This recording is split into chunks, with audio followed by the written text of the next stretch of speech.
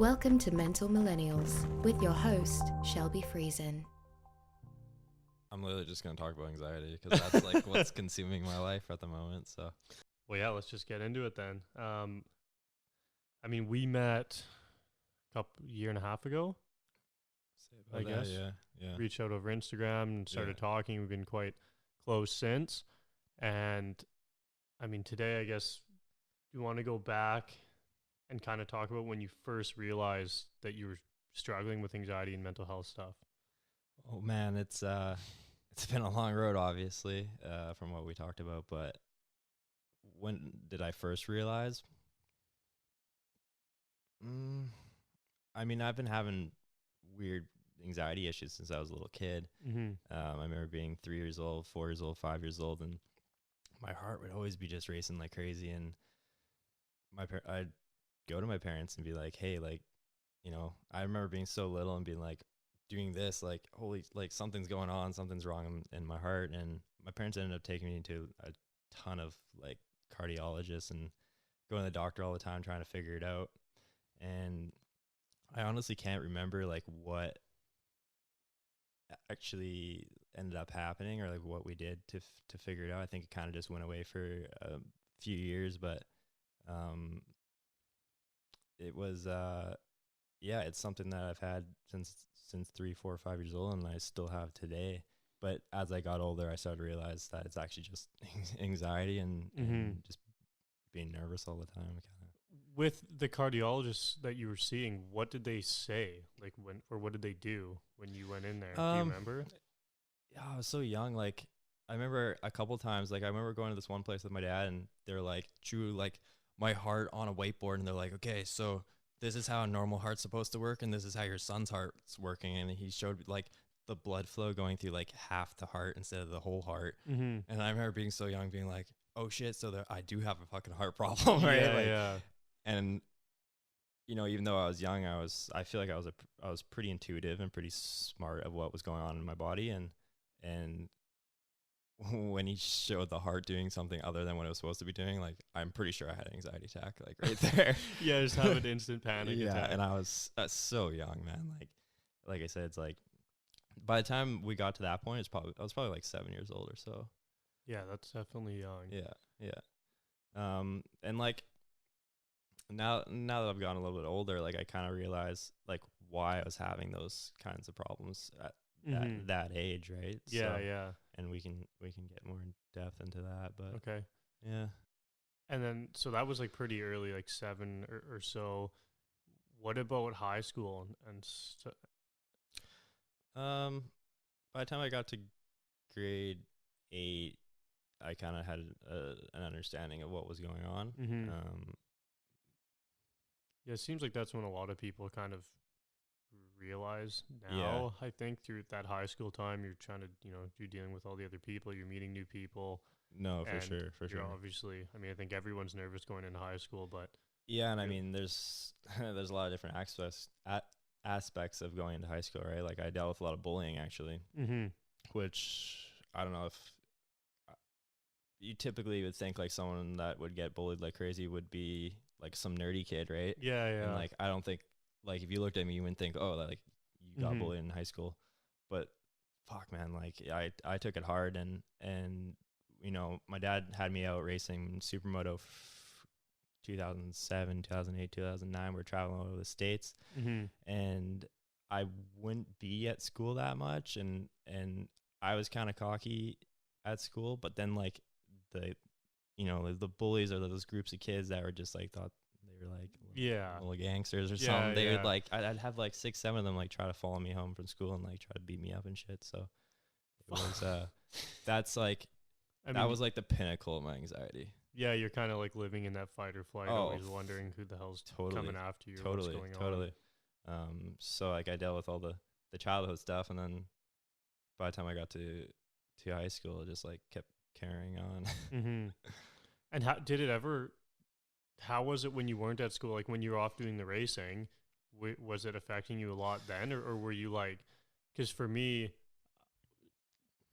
a lot of times like sports or dirt biking or riding, like even now riding supermoto, it's kind of one of those things that is sort of like maybe like a bit of a flow state where you forget like what else Totally. is going on, and when you're doing it, like nothing else matters kind Oh, of deal. So I- so I feel like maybe it was really helpful. I literally like my worst anxiety, my worst like being in my head and like feeling like something terrible is happening is when I'm sitting by myself doing nothing. Mm-hmm. Like Yeah.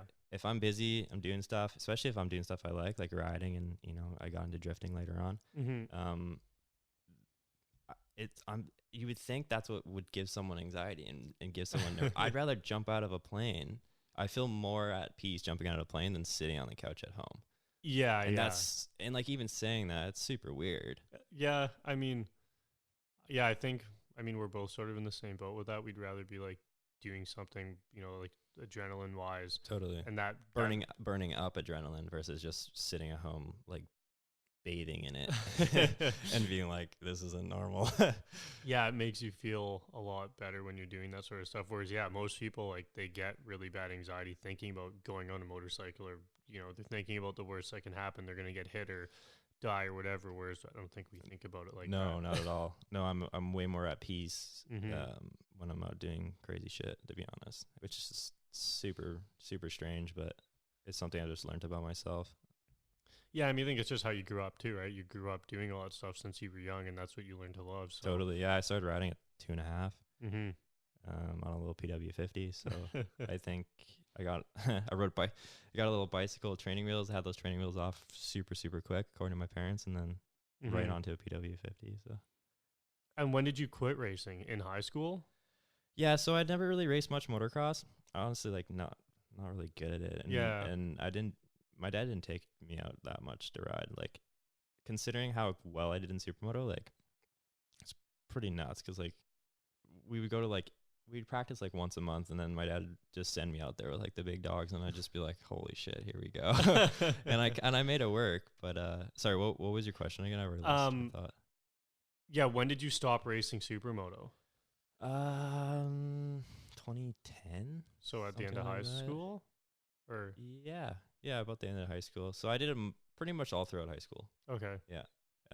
It got more serious, I think, like 09, 010, or 09, 2010, something like that, Mm-hmm. where we were traveling all over the states, and we went to Vegas twice in the same month, and yeah, just really going hard with it.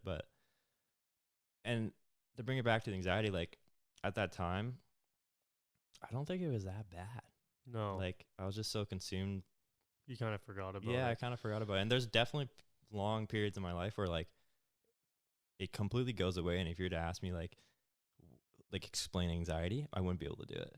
Yeah, Which is so weird, because like at that point in your life, you wouldn't have been able to explain I wouldn't be able to explain it. But like when you have, like I have it now, right? We'll talk more about maybe why it's so abundant in my life at the moment. But like now I could explain it. Yeah. Right? But if I'm consumed by doing a bunch of stuff I love, then it kind of just goes away.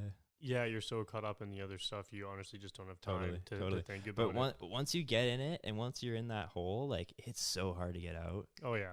Like it seems almost nearly impossible. Mm-hmm. And I've been in it, and I've gotten out, and I've been in it and gotten out, and I've been in it hard for like 2 full years now. Mm-hmm. Like since 2017, since I was driving a recycling truck. And it's been about since that time, so about 2017. So after the racing, then you quit like just after high school kind of deal. And then what did you do after that? Like, because you weren't working or anything at that time because you were busy racing, doing other stuff. Yeah. So like, I mean, it's hard to say. My dad had a motorcycle store. Okay, in town, so I was helping him with that. I can't remember exactly when that closed. It was about towards the end of high school. Okay. And then I went to BCIT for automotive level 1. Oh. Which I did pretty good in it, but never really followed through. Yeah, I mean, I went from working or doing schooling to work on cars to doing transport trucks. I did that for about a year. Mm-hmm.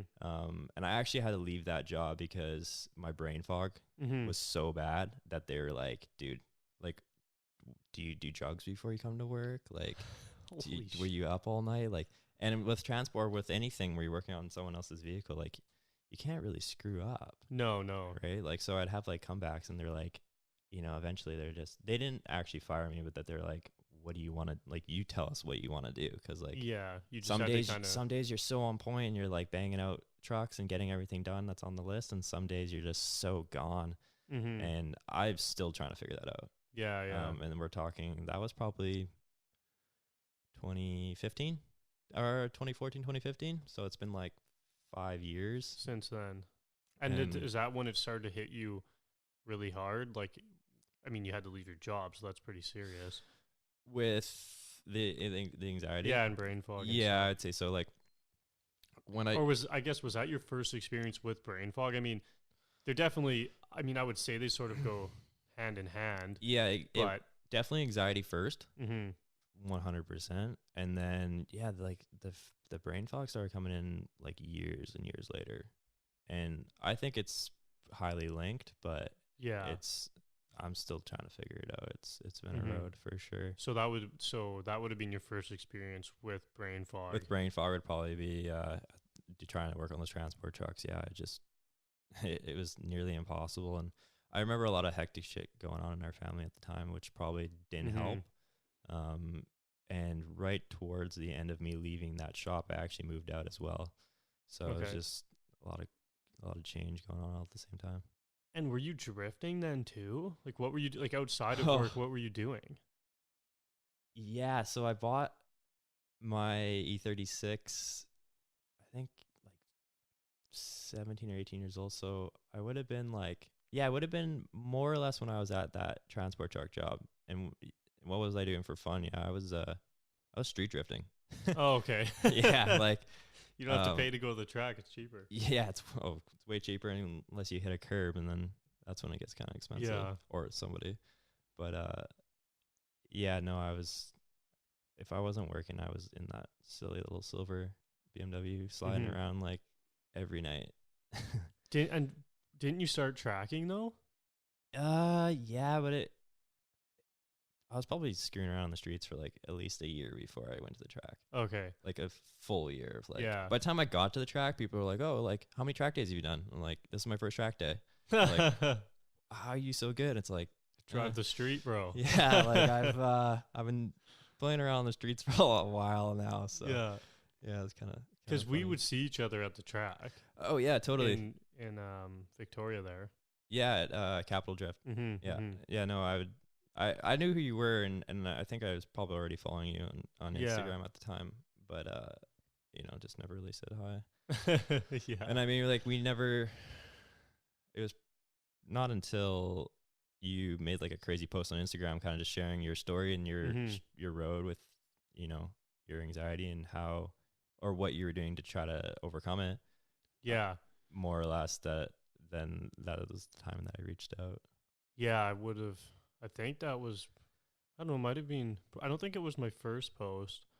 I don't remember, but. No, I think it was a post where you're like sitting on the water and there was like a dock and you had like a smoothie and you're like in a book. I remember you had a book. Yeah. And you're like, I can't remember what it even said, but I just remember just sending you a message. And I was actually just looking at it the other day. Because I was curious of what I asked you or what I said. And I think that within like 2 lines, it was like, I deal with major brain fog. And I was like, holy crap, like that was 2016. So I thought this brain fog thing has been only going on for like a year and a half, 2 years. But like, what 2016? I was like, that's 3 years ago. ago. That's 3 years ago, right? And it was, I mean, how long did you have it before you reached it? Like before you sent me that message? Probably a full year. Yeah, so it's 4 years. So 4 years of brain fog, yeah. And we can talk about like how brain fog originally came for me. Yeah, like what? Well, because you got it when you were or you want to, yeah, because you got it when you were doing that job, but I mean. Yeah, but that's also like right around the time I started drinking too. Yeah, so you were partying Yeah, a so lot I didn't start drinking like at all, like no alcohol until probably like, I think it was like almost 19.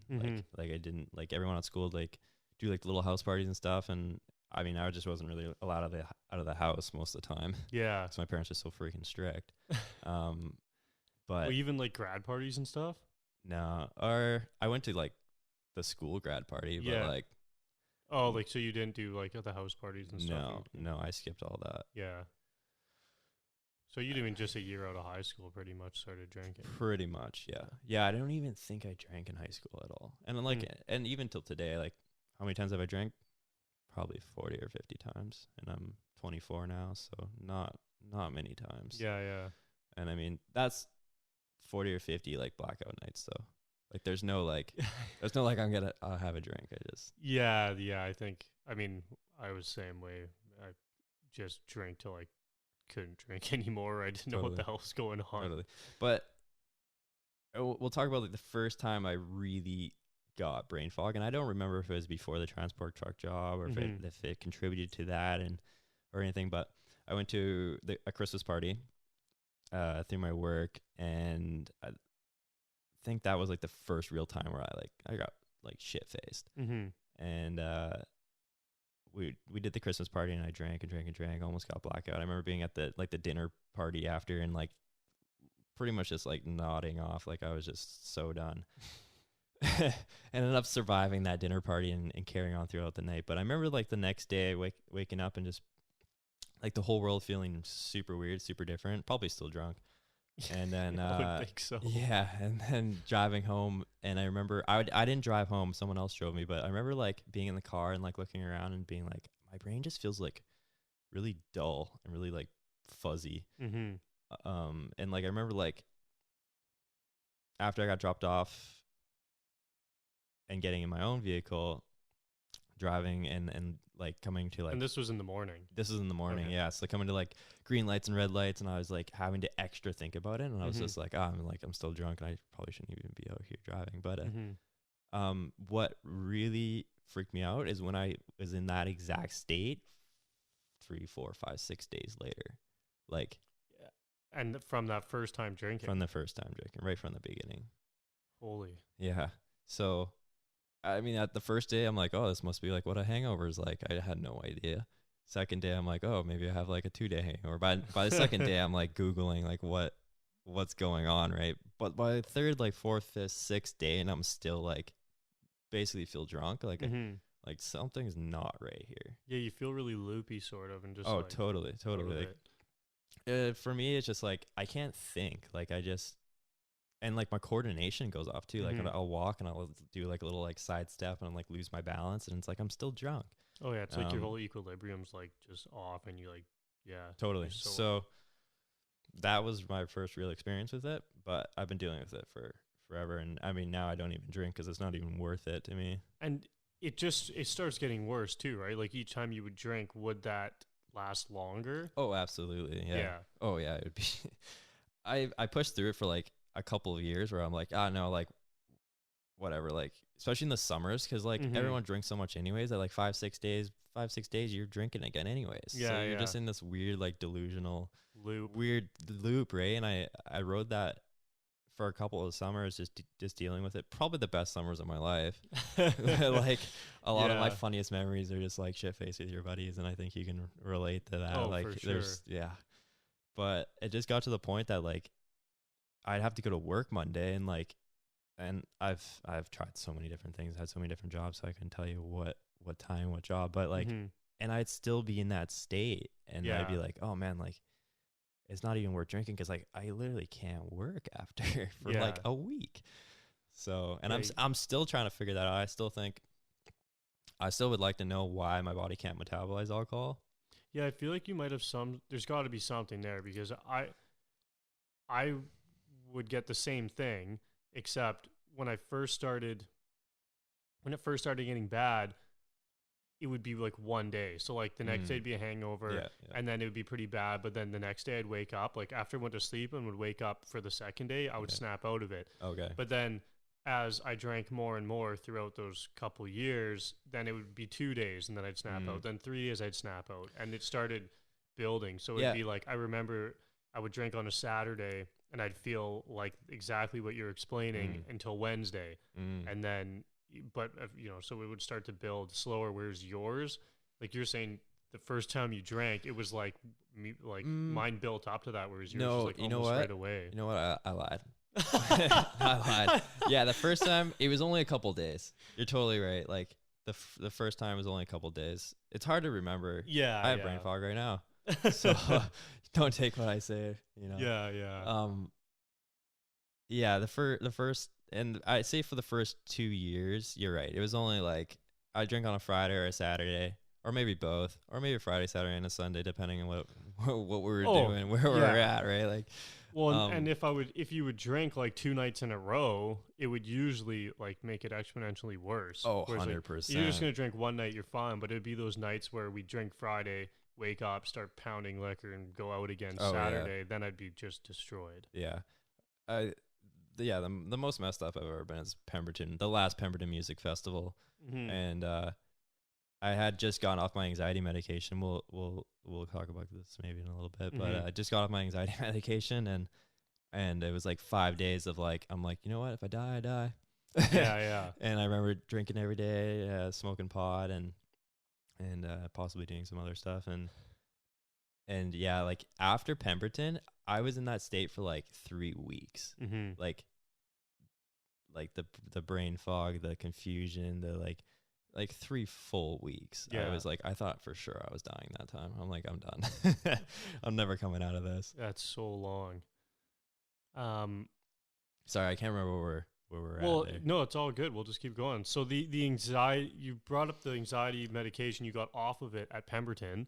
So when did you get on it? Let's talk about like when did you must have started going to the doctor for anxiety at whatever age, and then what kind of brought you to getting on it, and how did that work out? For sure. So to bring it back to a little bit of my childhood, like,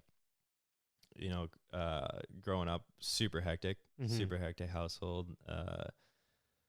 My dad's a hot-headed Portuguese man, and he, never any physical abuse, but like, emotional, mental abuse. Yeah. Every day, that guy's freaking out, right? And as a little kid, like, and now that later on, I've learned like, you don't, like, as a kid, you don't know how to process that. Like, you don't have those tools, right? So there's such crazy shit going on in your house, and you're freaking out, screaming and crying like multiple times a week throughout your entire childhood. Like, because I think even though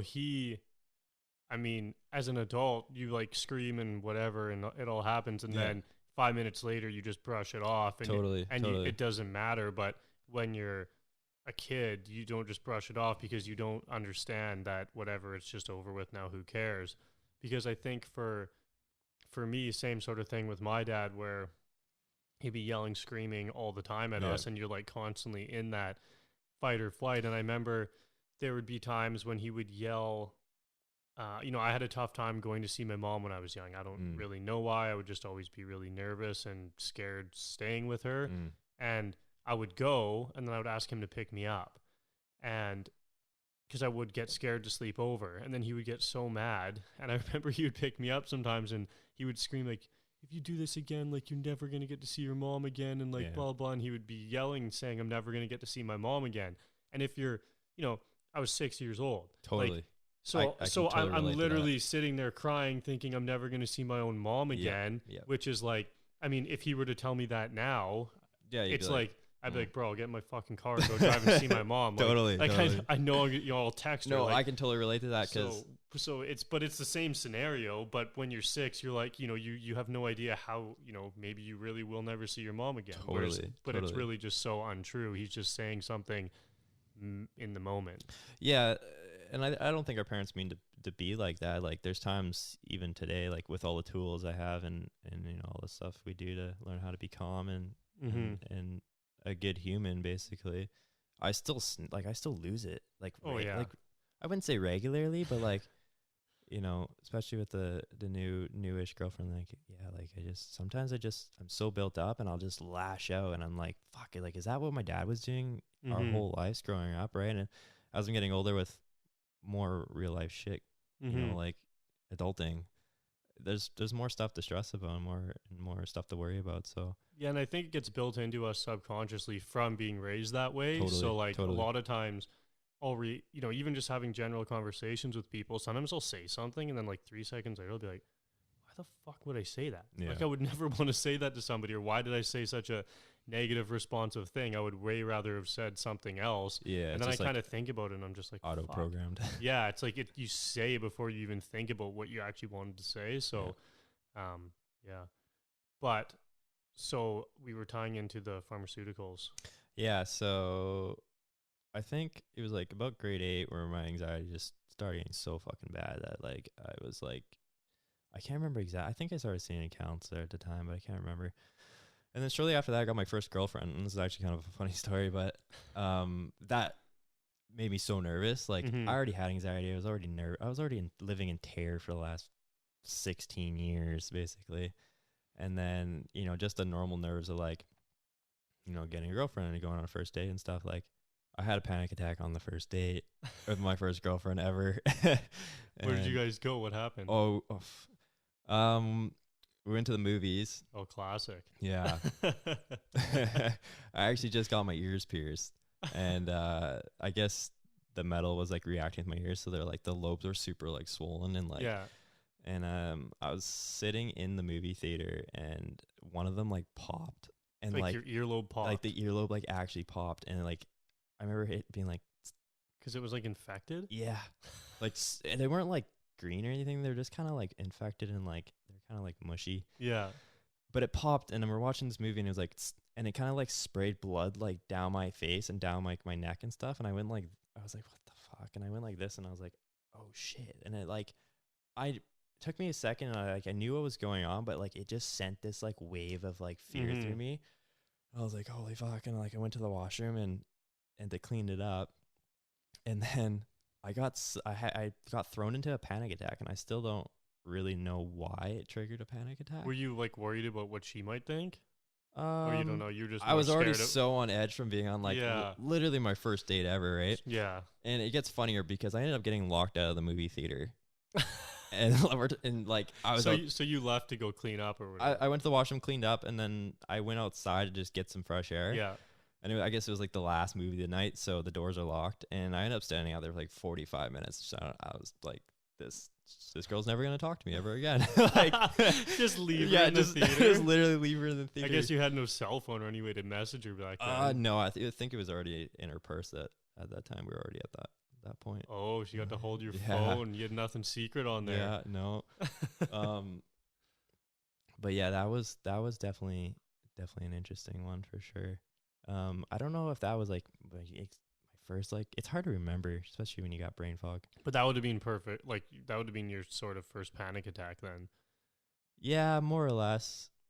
So is that kind of what brought you to start going to the doctor? Is that? Well. Or just one of the things? Yeah, just one of the things. Like, shortly after that, I was just basically, now I know, just basically living in fight or flight, which I am currently because of the situations right now. But at one point I was at her house, and I was standing in the washroom staring at myself in the mirror, and like, I guess I probably like wasn't breathing or something, but like I started like really getting like some crazy fight or flight going on. And I called my mom, and I was like, I need to go to the hospital. Like, something really bad's going on with me. And like, I already kind of knew about anxiety, but I'm like, there's no way like this anxiety thing is this. Like, yeah. Like my heart's doing, you know, triple beats, back flips. Like I'm like, I'm gonna die. Like I'm gonna die. And so this is, I think this is grade 9, same first girlfriend. And my mom picked me up, and I'm in the car, and I'm like, by the time I got in the car, I'm literally like holding on. I'm like, Mom, I'm dying. Like, take me to the hospital. Like, I'm dying. Like, I'm sorry. I don't know how it got to this. And like, I was convinced. Yeah. Like, there's nothing you could have told me that would, comfort me at that point. Yeah. I think when you're in those moments, it's hard. I think it's really hard for people to understand sometimes who don't know what it feels like, because totally. It feels so real. They're like, no, man, you're fine, bro. I'm like, no, I'm no, you're dying. like, no, like, I'm dying. I'm dying. Yeah, I'm like, this is it. You're never going to see me again. You're going to be so mad you said there's nothing. I'm going to die. And then it's like, 10 years later, you're still here. But yeah. So we carry on with the story. So we end up going to the hospital, go to, emergency. And it's going to be kind of hard to remember, because this is no, it's been a while now, but Did they prescribe you stuff there? no. That was just kind of the No, kickoff, and then that you was kinda started the seeing a kickoff. doctor regularly. Yeah, I started seeing a doctor after. But yeah, we went to the hospital, and I remember going in the ER, and my mom's like, something's wrong with him. Like, he thinks he's dying. And they like took my heart rate, and it was like a buck. I know I wasn't say $160. It was $150, $155, like standing there though. What's normal heart rate? Normal's about 60. I actually just got a Fitbit recently, just because I wanted to see what it said about my sleep. Mm-hmm.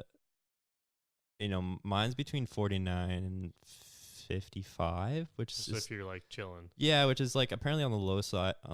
And if you're like healthy, if you're an athlete, like most athletes will have like really low resting heart rate. Yeah. I'm no athlete, so I'm not sure why mine's so low, but the average is 60 Okay. at resting. So you were 100. So I was up. 150. Yeah, just sitting there. So I mean, you're gonna be super uncomfortable, especially if it's 150, and it's not from like racing motocross. Like if you're doing something like that and your heart's racing, like you don't even think about it. You're just like, You're just doing that's it. it's just what's supposed to happen. Like, Yeah, But yeah. if you're sitting still and like, especially if you're in your head and you're sitting there and your heart's, full throttle at what it feels like, and I feel like when you get anxiety, your heart feels stronger. Like sometimes even now, like it can just be beating at 60 or 70, but it's so like it's beating so hard that it feels like it's going more than this. Yeah. But anyway, so we go to the hospital. They check my heart, and they're like, "Okay, come in." So I remember walking through like the side door of the emergency, and they put me in a wheelchair, and I was like, oh shit. So there is something wrong with me, right? Like I'm like, okay, they're putting me in a wheelchair. Like I'm definitely dying this time. And they ended up putting me in the heart attack room for like no, that's a lie. They put me in there for like 48 hours, which on its own, like I could tell it was the heart You were attack in there room. for 2 days. I was in there for 2 days in the heart attack room, and they had like the paddles next to me. Mm-hmm. At one point I had like 6 doctors leaning over me, like they were like shining lights in my eyes, and I remember them screaming at me like, "What did you take? Mm-hmm. Like, what did you take?" And I was in so much shock, and I remember I was literally like this, like, and I couldn't respond. So like they thought for sure like I had done some drugs or something. Yeah. And I remember my mom sitting there just bawling her eyes out because she was scared, obviously, and she had no idea what was going on. But that was like the real turning point. Mm-hmm. Like I've had little things, and So that was like your first big hospital visit. that was like the first one, and I was like, and that first one, I was like, I'm dead. Like there's no way I'm gonna live through this. So, And yeah. so then after that, you started seeing I guess it would be a more regular thing to be at the hospital or doctor, and then eventually you got prescribed. Yeah, so I spent like 5 days in the hospital. So like Really? 2 in the heart attack room, and then like 3 more days in emergency. It was like 5 or 6 days I spent there Holy. because they couldn't slow my heart rate down. Yeah, Like, yeah. They'd be like, I was all hooked up. I was hooked up to like EKG machine, I think. So like shows you like what your heart's doing and stuff. Yeah, and then yeah. I had I everything. think I it's had like the ECG IV or something. Yeah, yeah, something like that. And I had Probably like IV and stuff, and they kept like pumping me full of shit. And Mhm. like I thought I was dying, so I was like, hey, like whatever you got to do to save my life. Put it in me. Yeah, put it in me, right? But like now I'm like, man, like what were they like putting in me too, right? Like, Mhm. and Yeah, they could just been playing guessing games. They're totally, just I shoving I shit in you, totally hoping it believe they works. were playing guessing games, right? And it was just all anxiety, but at the time, no, it felt super real. And So is that what they said at the end of it? Like, no, it's just anxiety, or no, I left there and I ended up going to the children's hospital for like a full day and like running a bunch of tests. And I saw like the best heart doctor in the Lower Mainland at Children's. And the problem too was Children's Hospital, I think, stopped seeing kids because it's a kids hospital. Mhm. It's I think it's 18, and I was like 18 in like a day, so they didn't want to take me. But like the general hospital didn't want to take me either for some reason, like to do these tests because I was a child still. Oh. But then we go to Children's, they're like, no, we can't take you because like you're 18 and a day or 2 years old, right? Yeah, And yeah. so it was like, it was just like how an am I added. supposed to go? Yeah, I was like, how am I like?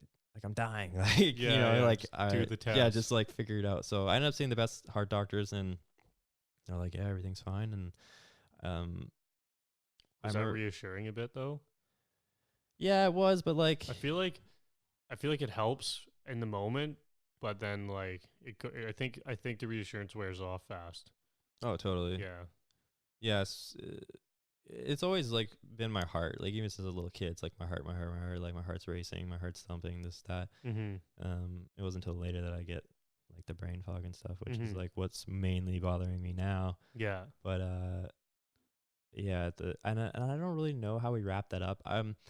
Actually at the hospital they ended up putting me on beta blockers, and what that does is I think it limits the amount of adrenaline you can produce or something at the receptors. So you basically just feel like you're just like flatline, like just calm, and they've been putting me on that, and it actually worked.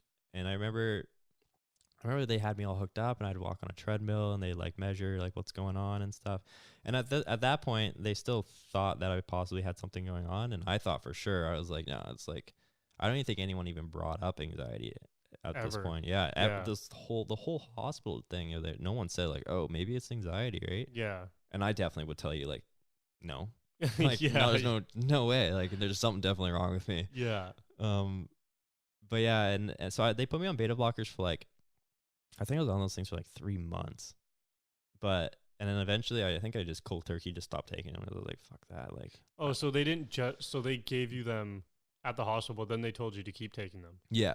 Yeah. Okay, so you took those for a few months. Yeah, I took beta blockers for a few months, but it just made, and it honestly, did it help? Like, I think it did help, but you just, I don't know. I just felt super like flatline. Like it makes you not have adrenaline. So like, yeah, I think I was doing supermode at the time. I remember like doing practices and stuff, and I just like, it just didn't feel the same. Yeah. Yeah. Because you don't have the same amount of adrenaline, right? So like, it just felt really weird. And you were like calm riding a supermoto. Yeah, I was like super calm, and I was just like, didn't really understand it much. But I ended up I think I just cold turkey just stopped them. But at some point, between leaving the hospital after like the 5 days, and they ran a ton of tests on me, and then basically I just left, and like nothing got completed. I remember parents being like, well, so what's wrong with them? And they're like, go to Children's. Went to Children's like, we don't want you. Like, it was super confusing time. They definitely gave me Ativans. Okay. Yeah. Definitely gave me Ativans. And I remember being like, I probably took it for about a week, like just like, I think it's 0.5 milligrams, which is not too much, and just being like really chill for that week, and being on beta blockers, and you know, after you go through that much adrenaline and that much stress on your body, like you're going to be pretty burnt out anyways. But somewhere in that time, and maybe shortly after, they also prescribed me Cipralex, which is like an SSRI, which is anxiety depression medication. Yeah. And that stuff sat in the cupboard for like, I remember it's a full 4 months. So I was on 3 beta blockers for 3 months, and then got off of them. And I didn't start taking an anxiety medication for about another month after that.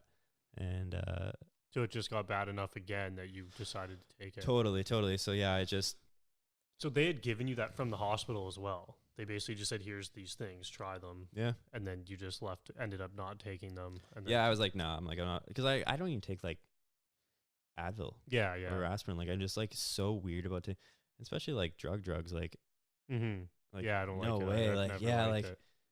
And even just like, you know, my uncle died of drugs, and I don't know if that has something to do with it, and you know, but yeah, I think drugs freak the shit out of me. I'm just like, I mean, I really don't like things that alter how I feel. I mean, I don't know, like, I guess fun drugs or recreational drugs and things, but maybe, I don't know, it all kind of weirds me out. Anything that's like gonna change how I feel, and every time it's just, I don't know, even if I've taken it once, like even if I've never taken an Ativan, but I had them prescribed many times, and I would just sit the bottles there, and I'm like, fuck that, I'm not taking one of these things. But even I had those GABA pills, and they're super chill, and like, you know, not even close to that. Those things don't do anything for me. But I would take one of those and chew it. It's a little chewy. It's like, for 12-year-old can take it. They taste really good. And then I would take it, like, say I took one now, even if I was going to take one in 3 days. Got any? I could probably use one right now. Even if I took one in 3 days from now again, I wouldn't be any, like, better at taking it. I'd still be just as scared, even though I know Oh, that's crazy. how it felt. Like it Yeah. would never really So build it's like up. a psychological thing. Like Yeah, for me it was. And like, how does that develop? Like, how do you know, like there's well, certain, I think because I linked, I linked doing, because I drank and did drugs and Yeah. stuff like that, and that was a big lead up to my scenario, Totally. which I just linked it really hard to that. So like any time now that I put any pill, like even do I take a vitamin C pill, I'm freaked out. I'm gonna get all fucked up. So I think that's where mine came from. But I mean, I never liked taking it when I was younger anyways. My dad would always, the second you get a headache, it's take an Advil or eat these or eat that. And I'd never liked doing it. So same kind of thing where you just ended up putting your stuff in the cupboard and then taking it later. Yeah. So why did you end up taking the Cipralex? Just nothing really got solved at the hospital. Like, it wasn't like they're like, oh, like here's a bunch of tools like we have now, both you and I, but they're kind of just like, oh, like take this and it'll help you. Like it was just like, and I remember talking to these two like psychiatric ladies, and at the time I didn't even like the word psychiatric. I'm like, what, like, am I gonna talk to you too and then be in a straitjacket? Like, how does that work? Yeah, I think it's tough because they don't. For me, it was really hard to talk to them because they don't really relate that much. I mean, sure, they've read about anxiety or mental health, or they've studied it and they know the drugs. But if you haven't personally felt it, how do you really know? And they're just like, oh, yeah, and this and that, or maybe try thinking about that and then try this pill. I never found it like, I don't know, I couldn't really. Sorry, I'm fucking with the mic. Oh, it's all good. I feel like I couldn't really connect with them. And then also, you're just always in a weird place. Like I found anytime you go in to see any of those people, you're just in a weird office somewhere, and like it just doesn't feel. I don't know. I mean, you're also in a weird place in your head when you go see those people too, right? Yeah, I mean, it's also the way that we would be kind of thinking about it too. Yeah. So yeah, no, but like to touch on what you said, like there's lots of people that like will be like recommend stuff or even counts. Like I've been to some counselors and I'm like explaining anxiety. I'm like, you know what I'm talking about, right? Yeah. They're like, well, no, I've never had it. And it's like, how are you gonna help me if you've never dealt with it, right? Because like, I've had it my whole life, so I don't really know what it would feel like not to have it, really. But I've gone long periods of time without it, for sure. I couldn't tell you exactly like specific age or years, but like there's been like long periods of time where like I couldn't tell you what anxiety is about, because when you don't have, it's like the body like forgets, like the mind forgets. But yeah, I don't get how people can help you with anxiety if they've never like truly like rode that wave, and it's a gnarly wave. Yeah, it's definitely. Yeah, I think it definitely works best when you can talk with someone who's fully experienced. Totally. So to bring it back, yeah, I eventually got on the Cipralex, and I took that stuff for like 2.5 years. And did it help? Honestly, yeah, it did. Yeah? Yeah, it did help. I also I started with like a really small dose, I think like 2.5 milligrams, which is like really small. Like if there's people since I've opened up with it more and talked to more people about it, I'll be like, like how much they got you on? They'll be like, oh, like 20 milligrams or like 40 milligrams. Like, holy shit. Like I've never, I was on like, I was taking like 2.5 and then I worked up to 5 and eventually I was on 10 milligrams.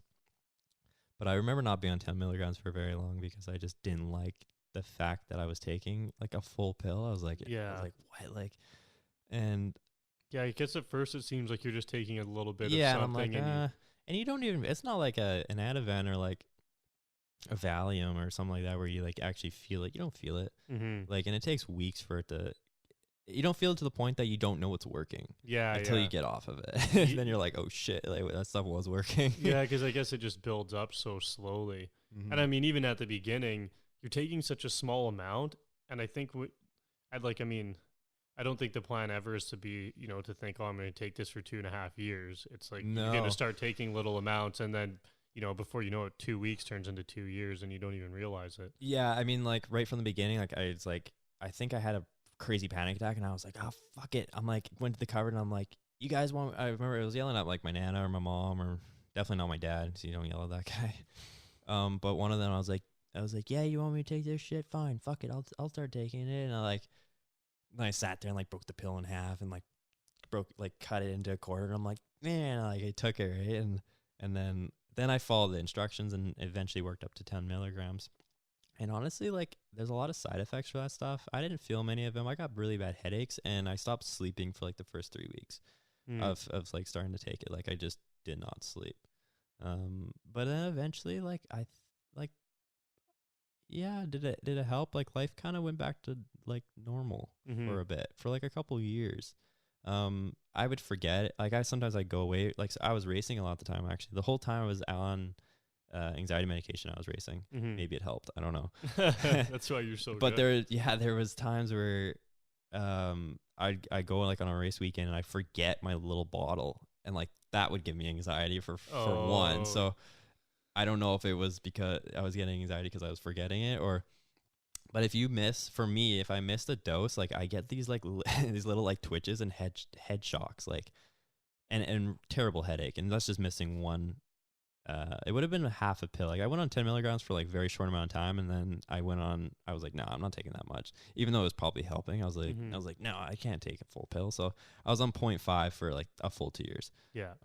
But I would stop, or I'd miss a dose, and then I would feel it. Like, I would totally feel it. So I don't know if that's like, you're obviously dependent on it at that point. Yeah.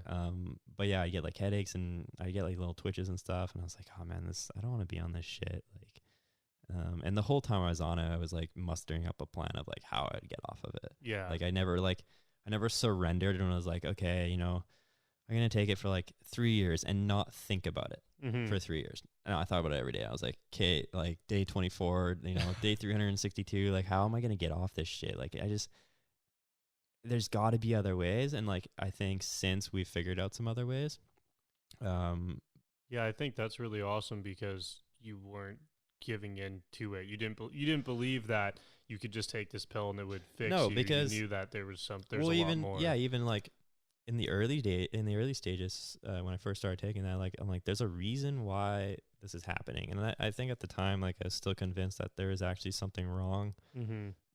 Whether it be my heart or whatever it is, but I knew I didn't want to take that shit. And like, it's not to put it down, like I think if it really truly helps somebody and well, I mean, and sometimes gives their life back, right, then give her. And sometimes it's so bad you might need to take something like that.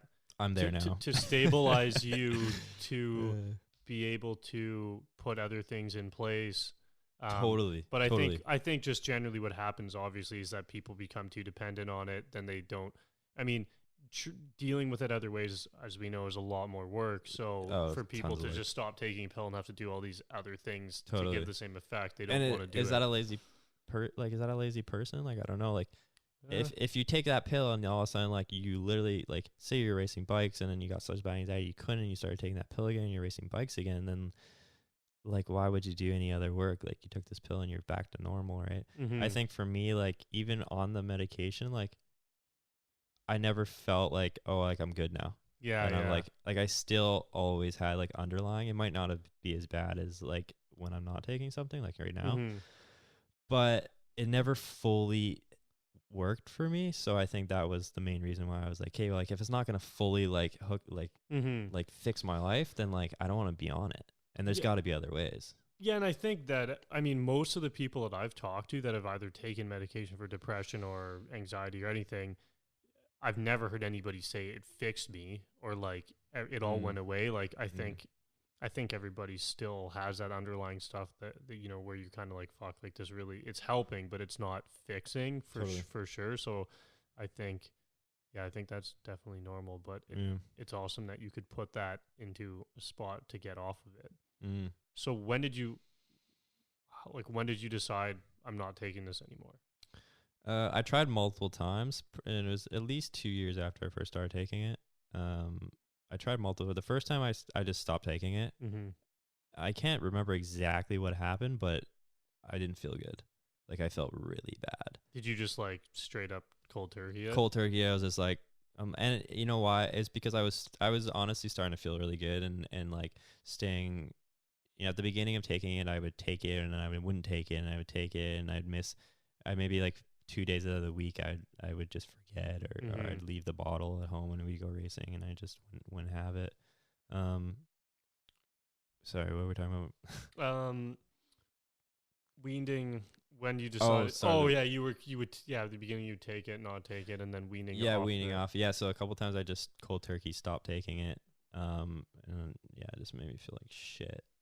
Like, I think that, like, I knew I didn't want to be on it, but when I tried to get off of it and it made me feel that bad, I was like, okay, I really don't want to be on this stuff, because like obviously my brain or something is being super dependent on it, and I can't even tell you what I felt now because it's been so long, but like it was like worse than the original anxiety, which is insane. When you were getting off of it. No, like when I was getting off of it, it was worse than like cutting it cold turkey made me feel worse than before I started taking the medication, which I was already like super bad enough to be willing to take medication. So I mean, yes, I think that goes to show that it really doesn't, you really do become dependent on it. It doesn't do much to like work it down. It's just covering it up, right? Totally. So eventually I weaned off. I think I went to the doctor and I was like, hey, like a cold turkey, and they're like, what? Like, don't do that. And I was like, and I did it like 3 times. Like I was like, okay, and like I'd start taking it again, doing like go another 3 weeks, and then cold turkey it again, and like boom, the same thing would happen. I'd be like, oh shit, like how am I gonna get off this stuff? And then I think it was my nana or the doctor or someone was like, no, dude, you gotta wean off of it. And like when I weaned off of it, I did it for like I remember it was like 7 or 8 months of weaning off of this stuff. Really? So like, and I was only on 5 milligrams, so I took. So will you just I get like down I got like a pill cutter. And I went down to 2.5. And every time I go down, I just get crazy headaches. I get like dizzy, and I get these like little like head twitches almost. Like I just be like kind of twitchy and weird, and that's all stuff I didn't have before taking it. And I'm like, holy shit, like I really don't want to be on this stuff. So it took like 7 or 8 months to fully get off of it. That would have been summer of 2015. So it would have been like shortly before the last Pemberton Music Festival is when I got off of it. So yeah, all of 2013, all of 2014, I was taking it, and then 2015 till basically Pemberton, like maybe a month or 2 before it, because I was just feeling so good and working out lots. And so were you feeling pretty, like once you weaned off of it, you were like pretty decent? Yeah, as I was weaning off of it, I go through like the little period of like feeling weird for a couple of weeks, and then it was smoothing out, and then I was actually feeling better, and I don't know if that's. It even could have just been like the way you were thinking about it, because Totally. now you were off it. You're just believing like, fuck, this is awesome, not anymore. Absolutely. That in itself could have just been enough. Absolutely. But I remember being super pumped that I was able to do it, and it was hard. It's like it was honestly one of the hardest things I've ever had to do was try to get off that shit. And you know, I was in a good place at the time, and I was working lots, and you know, I think I was doing the drifting stuff, maybe a little bit of bike stuff, working out a ton. And I was like, you know, I was just ready to come off of it. So, but it was super, super hard for sure. Yeah. And then, so when you were off of it, you were good. And when I fully got off of it, like stuff that was like fun, I don't know, like I was doing a lot of cliff jumping at the time. I just got in this weird little like cliff jumping thing where I was just like, where can we go and jump off cliffs into water, obviously. Not to your dad. Yeah. But I remember doing it, and then I remember getting fully off the medication, being off for a couple of weeks, and then going and doing that stuff, and it was way more fun. Like I was like, whoa, like it was almost like it was just dampening everything a little bit. And maybe it was like, I don't know what it was doing, but I remember being like, whoa, life is way more fun now. And I just felt super good. And I rocked that for like a while, and I couldn't tell you like when it came back, this anxiety thing. Right. And I mean, it's come back, and I have it all the way up until like right now. I'm sitting here like almost having a fucking panic attack. But, yeah, I remember fully getting off of it and feeling way better, but it was only for a few months. I think it was probably by the time it was probably like I don't know when is Pemberton Music Festival normally? Is it July, August? Yeah, July, Yeah, August, but by like midwinter, I was already back in the hole again. So you're like pretty good for like a year? Or No, like quarters of a I year? would say like 5 months. So yeah, something like that. Well, you were drinking and partying a lot. That's the thing, though, right? Yeah, I was like, I wouldn't say a lot compared to like the average, but like enough. Yeah. That it was affecting me. So yeah, it's hard to say like if I was being like how I am now, come off of it and still do the stuff that I do now, I probably would be way better at the time. But yeah, so yeah, it's been a road for sure. The anxiety road, bro. Man, it's crazy. It is. Yeah, and it's like it's as soon as you think you have it under control, it's like you get thrown for like another loop or something in your life happens. And like something in everyone's life happens. Like everyone's got crazy shit going on, but I don't know. Like it's just like this thing. Like it's like this anxiety thing, and like I either have it or I don't have it. And it's just like, I mean, right now I have it. I've had it heavy for a couple of years now. So I think that's the hardest part of it is the back and forth. I mean, you think it's gone and it's so good, and then it hits you like a fucking wall again. Yeah. And it's just, I don't know. I mean, it's almost like that constant searching for an answer. Like, it's so hard on you, like why is this happening to me? Or yeah, you're just always wondering why or what can fix this. I've tried so many things, all that kind of stuff, and and it's like you try everything, and then when it, if it doesn't work, it's hard to stay positive sometimes. Oh, totally. Yeah, it started with anxiety and stuff, and then later on, even being off of it, I just realized this right now sitting here is like I've never experienced depression like that whole time leading up to my first anxiety attacks, taking the medication. I didn't start experiencing like, and now I know it's depression, but until after I went on that medication and came off of it, and then got back into the anxiety hole again, and then depression, which is like, it's like, did that medication like trigger something that allowed me to get that way? Because like depression, like I, like sad about what? Like life's pretty good, like yeah.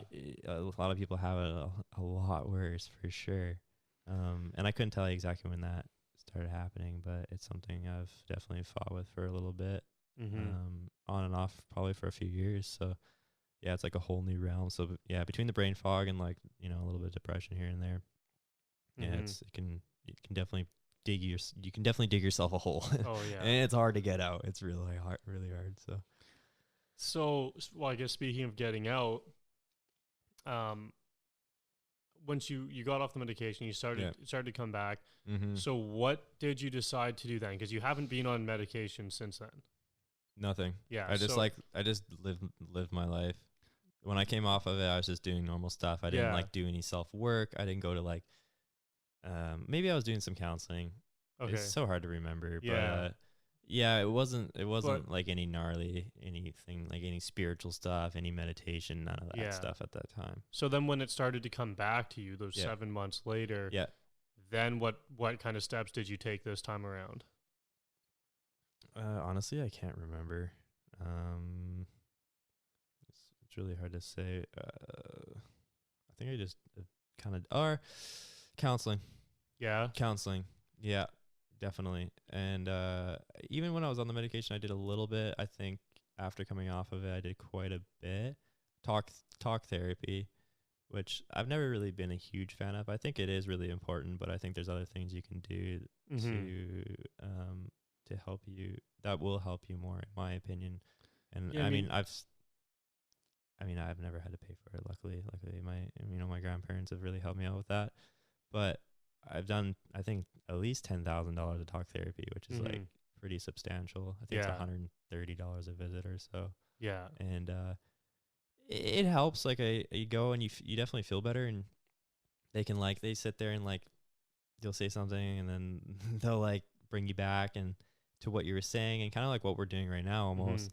And then you leave and you actually just feel better. You're like, but you like, it doesn't fix anything. There's lots of like tens of times I've left there and I'm like, we literally just went in circles for an hour. I'm like, you just got, and I've seen it a few different people. The guy, my counselor, currently, that I don't go to, but my current one, he's really good. I would say he's super, super good, but I've never left there like, man, like that fixed me. Like I'm good now. Like, no, it's never never happened, right? I think sometimes it's just nice to even be able to talk about it, though, is why maybe you feel better after too. I don't know. Yeah, but I mean, I feel better after. I'll probably feel better after this. Well, that's what I mean. I just mean it doesn't actually have to be a counselor. It could be anyone. Even if you just say, tell your buddy how you're feeling. Totally. It can give you the same effect. Yeah, it's hard to tell buddies about this stuff that don't go through it. I think you can relate to that. Like, yeah, like I truly have a hard time even hanging out with like really good buddies I've known my whole life that don't deal with it, because if I'm having an off day, like I feel like awkward or weird, or like I don't want to be like, hey bro, like I don't want to go wheelie the supermoto on the streets today because I have anxiety, and they'd be like what the fuck are you talking about? Like just get over it, right?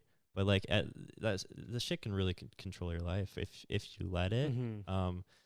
And I mean, even if you don't let it, like we'll talk about like what I've been going through right now, but yeah, it's anxiety. The whole thing is just super, super hard, because I feel like there's an answer to like, if I do this one thing, maybe it'll fix it. But like, it seems to always slip back. Oh yeah. So I guess like, so you did the talk therapy stuff. When did you start taking it? Like, when did you decide to start taking a holistic approach? Let's say. Because that's what you've been focusing on since I've known you for the past 2 years. So yeah, for sure. So when did you start reaching out, or wanting to try different things outside of the sort of normal medical realm, and then how did that all come into play? Yeah, so probably about 2 years I've been a lot more open about it. So since like 2017, I've been like willing to talk about it, and quickly the more I start talking about it, the more I realize like a lot of people deal with it. Yeah, and I think you figure that out too. Oh yeah, I remember the first time I posted on Instagram about I just made I don't even know, it was a pretty basic post, just saying I'm struggling with anxiety and depression, this mental health stuff. I don't really know what's going on. And I must have had like 50 to 100 people message me through Instagram and Facebook, and I was like, holy shit, I had no clue that all these other people, and then that was just people on there. Then sometimes people would come up to me in person and be like, hey man, saw what you posted, like I kind of have the same thing, and like that would happen all the time. Yeah, and the more you talk about it, the more you realize people struggle with it. And then like I've had like friends of friends come and talk to me about it, just because like I'll tell a friend and then they'll talk about it, and then they'll hit me up, and it's just like, holy shit, like I wouldn't say everyone deals with it. Everyone deals with different stuff. I have buddies that have anger problems.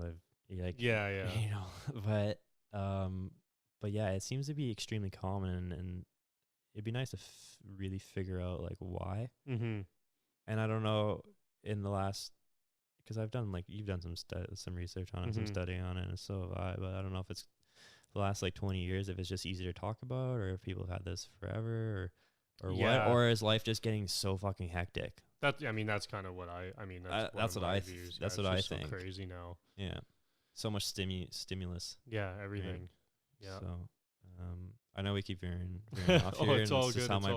Just how my brain works lately, but yeah, just bring it back to what we're. I guess just sort of, that's good that I like that part of it, is talking to people and then realizing how many people are sort of in the same boat or struggling with similar things. Because I remember that alone made me feel a lot better, because I don't know if you did the same thing, but for a long time I thought I was alone, and I'm sitting there sometimes thinking like, holy fuck, like I would be so scared to even go to the doctor or the hospital, because I thought I'd end up in like the insane asylum. I'm like, man, I want to get stuck in here for the rest of my life. I actually went to one.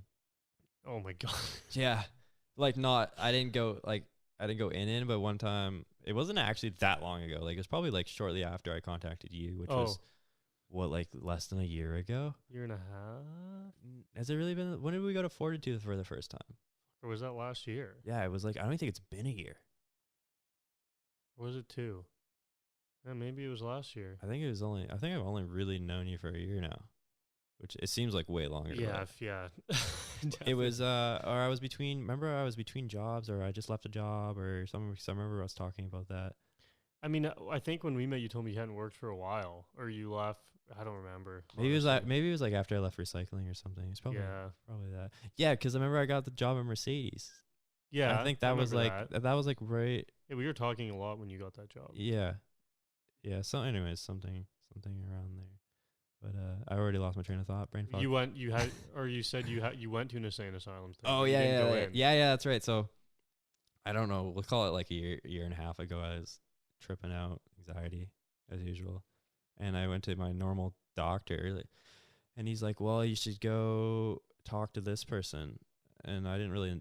I kind of looked through the piece of paper, and it was at like Fraser Health at the Ridge Meadows Hospital over here, and I was like, okay, sure. Like, I've been like super open minded to like doing anything, and he didn't say that you're going to an insane asylum. It wasn't like, and I get there, and it was an insane asylum.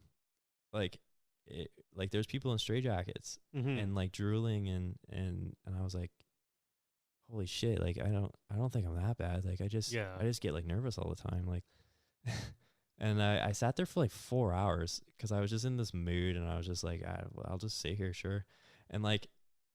I remember there being like sliding doors, and I like pushed the button and I just walked in, and then I sat there for like 4 hours where I thought the office was, but there was people like openly walking around in there like totally like wait, I don't know if they're like schizo or like what you would classify those people, but like some of them are in straitjackets, and I was just like, that was giving me anxiety because I was like, wait, like am I in this place, and like they're gonna like grab me and like feed me some drugs and then stick me in a fucking jacket, and like I'm gonna be here for the rest of my life, right? But eventually a doctor came by and he was like, hey.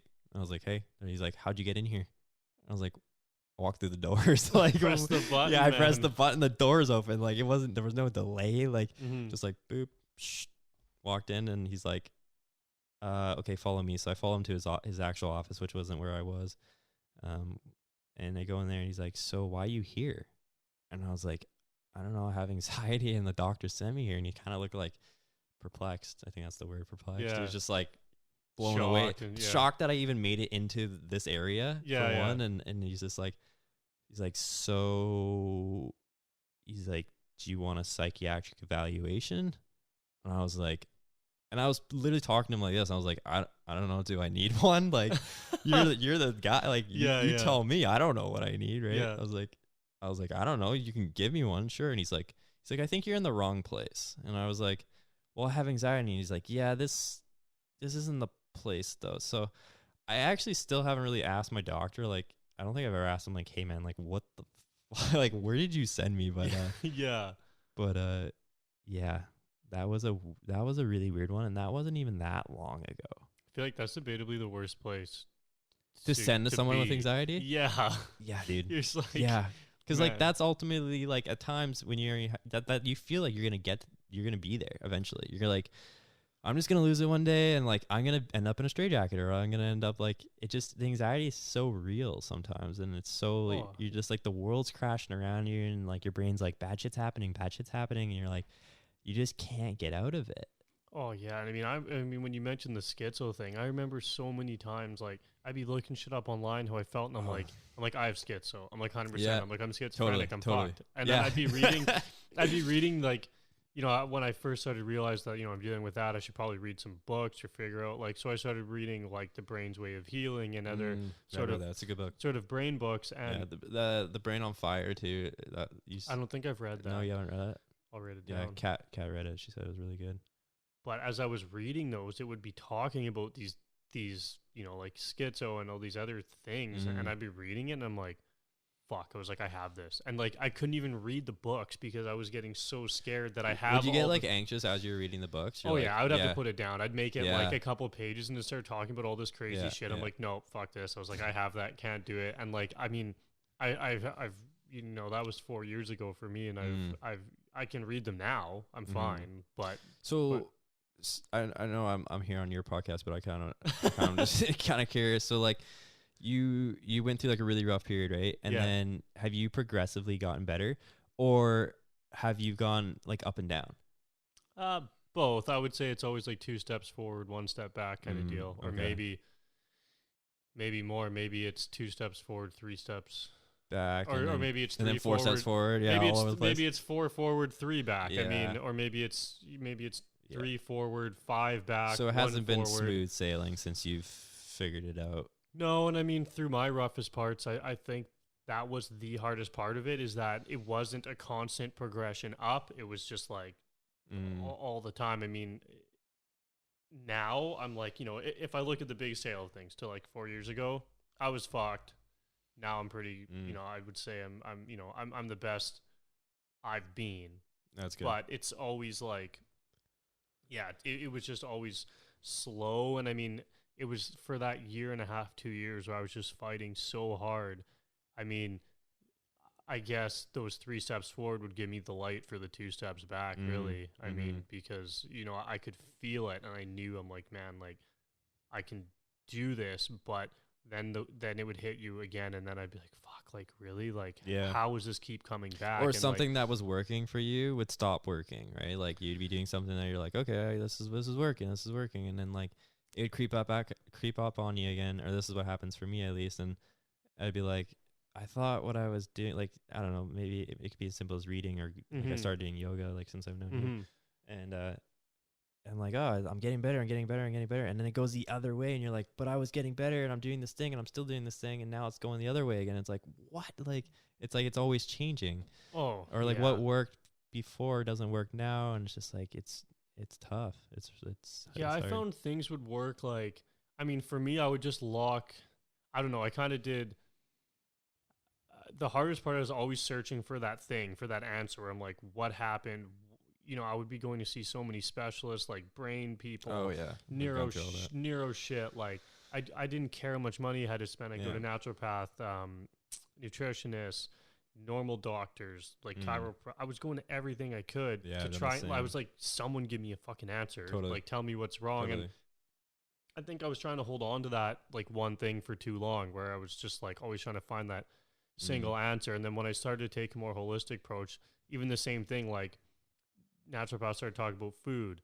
So I would really lock into like diet and be like, okay, how I just went like crazy about diet. And then I would realize, okay, well, it's not only diet, it's all these other things. So it's being able to, I think that one of the best things, being able to realize it's a lot of things that come into play, and being able to try and work them all. It's definitely a whole. Oh yeah. Like, it's hard. Yeah. Yeah, it is hard. Like, I've always thought, oh, it's just like to do with the brain, right? And especially even lately, like, you know, as the anxiety's progressed, or or, you know, life happens, and you know, now I have gut problems, and now I have like chronic pain, and that comes and goes randomly, and it's like, I'm still doing yoga, or I'm still doing this, and like, why is today I'm in pain, and yesterday and I'm not, and it's just like, is it the anxiety that's just progressing to physical symptoms now, or, you know, it's really hard. I mean, it's weird because you get all that kind of stuff. Like, I mean, I had the same thing. I had really bad gut stuff. I couldn't like digest. Yeah, you got like, did you get, what was candida at one point? Yeah, I mean, I still don't really know if that's a real thing. How did they how did they come up with that? Like, how did they? I have no idea. He just did some tests on my gut bacteria and was like, man, it's fucked. So you got to do this candida diet. Yeah, so it's like no fruit. No sugars. No sugars, like not even natural sugar. Is that when you ate potatoes? Like, what I eat? Honestly, I don't even think I was allowed to eat potatoes for like 3 months because they're starchy, which like kind of turns into sugar. Yeah, right? Carbohydrate turns into sugar. All I ate for 3 months was like real, like basically slow cooked veggies, because it had to be cooked because your body can't, you know, if you just eat raw, it was too much for my stomach. So I had all I had was just veggies for 3 months, like tons of just cabbage and tomatoes and onions and all that kind of stuff, right? And and greens. But, to bring it back, like when I started doing the holistic approach was, you know, really like after I met you. So you hadn't done anything before that? Not really. Like, I don't know. I don't have much of a brain right now because, you know, brain fog's pretty heavy, but which I think is coming from not sleeping. Like, I haven't slept in like 2 years. Like, I have, but like,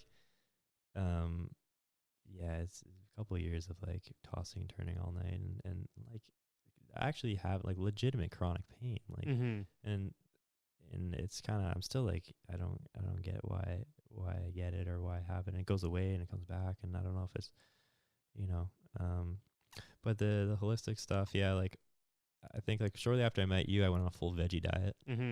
Yeah. And yeah, because I remember when we met, I honestly don't remember like exactly what we talked about, but I mean, I'm sure I would have talked a lot about veggies and how I was eating. Yeah. I think shortly after we met, we went to that Richer Health thing in Lonsdale there.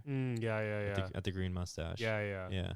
And then I... Oh, yeah, because she did a talk on mental health stuff. Yeah, I remember that. And I was like, oh, maybe that's the answer. Yeah. I've tried it like everything else. Like maybe and up until then, I never like radically changed my diet. And in 2015, I started training with a guy named Graham Chan at a Maple Ridge, and he was helping me like do the bodybuilding thing, although I was never planning on being on stage or anything. But I started, so that was 2015. So he had me on like the typical bodybuilding diet: rice and chicken and rice, and sweet potato and a little bit of berries, keeping the blood sugar nice and even all day, and eating every 2-3 hours, and having oatmeal for breakfast and all that. So so from 2015 till now, I've like been eating pretty dialed food. I'd say lots of veggies and but has it helped? Like, I don't know. Like, I'm still doing it, and in the last like few months, I've probably had like some of the worst things I've ever had in my life. And I'm still I do yoga, and I'm eating good food, and we went on that retreat that really helped, and it still seems to be there and as strong as ever. And you think with all these tools and like all like 9 years of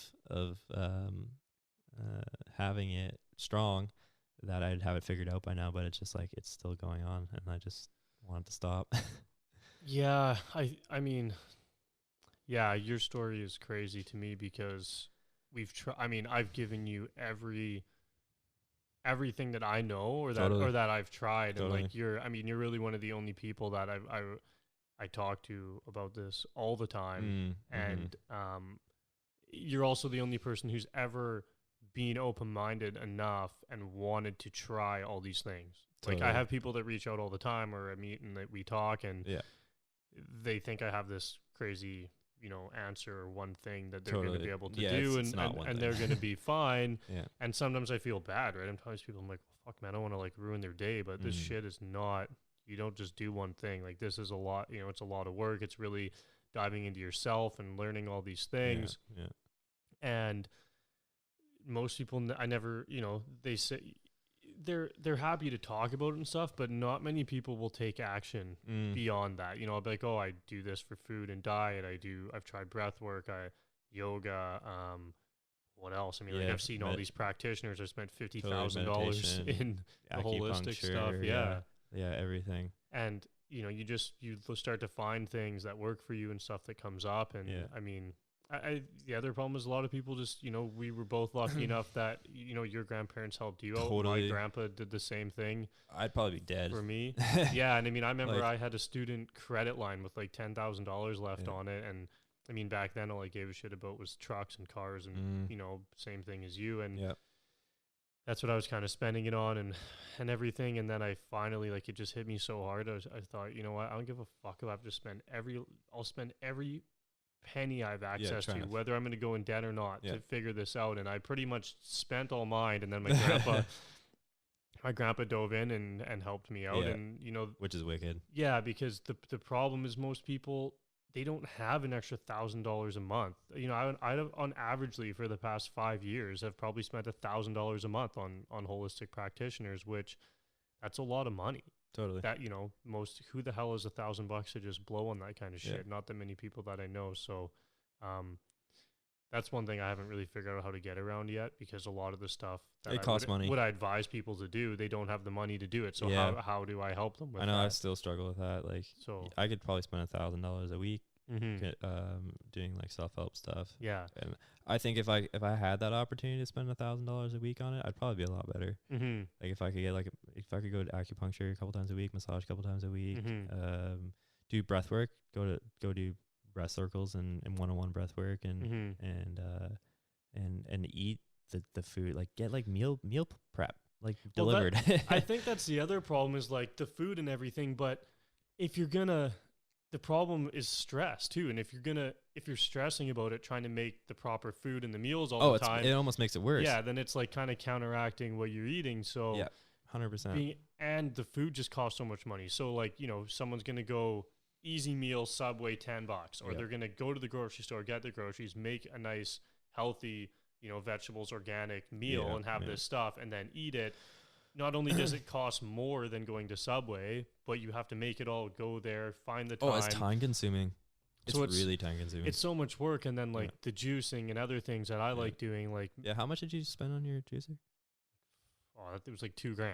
Yeah. And I mean, I bought it used off eBay. Yeah. And like, even for people, I don't even like, and then you also have to buy the organic produce. Like, so, I mean, it's still costing me like quite a bit of money to have these things, but I mean, I believe in it and think that it helps me a lot. So I do it. But even if you're going to go to the juice bar and buy a juice, you're what, $10 a juice now? I mean, you can go to like a cheaper place, but they honestly taste different. Yeah, they're not. Yeah, They're you not want the to get same. the organic Yeah, stuff. and if you're gonna spend $6 and get like a shitty juice, you might as well spend the extra $2 or $3 and get one that's actually gonna like nourish your body. Yeah, right?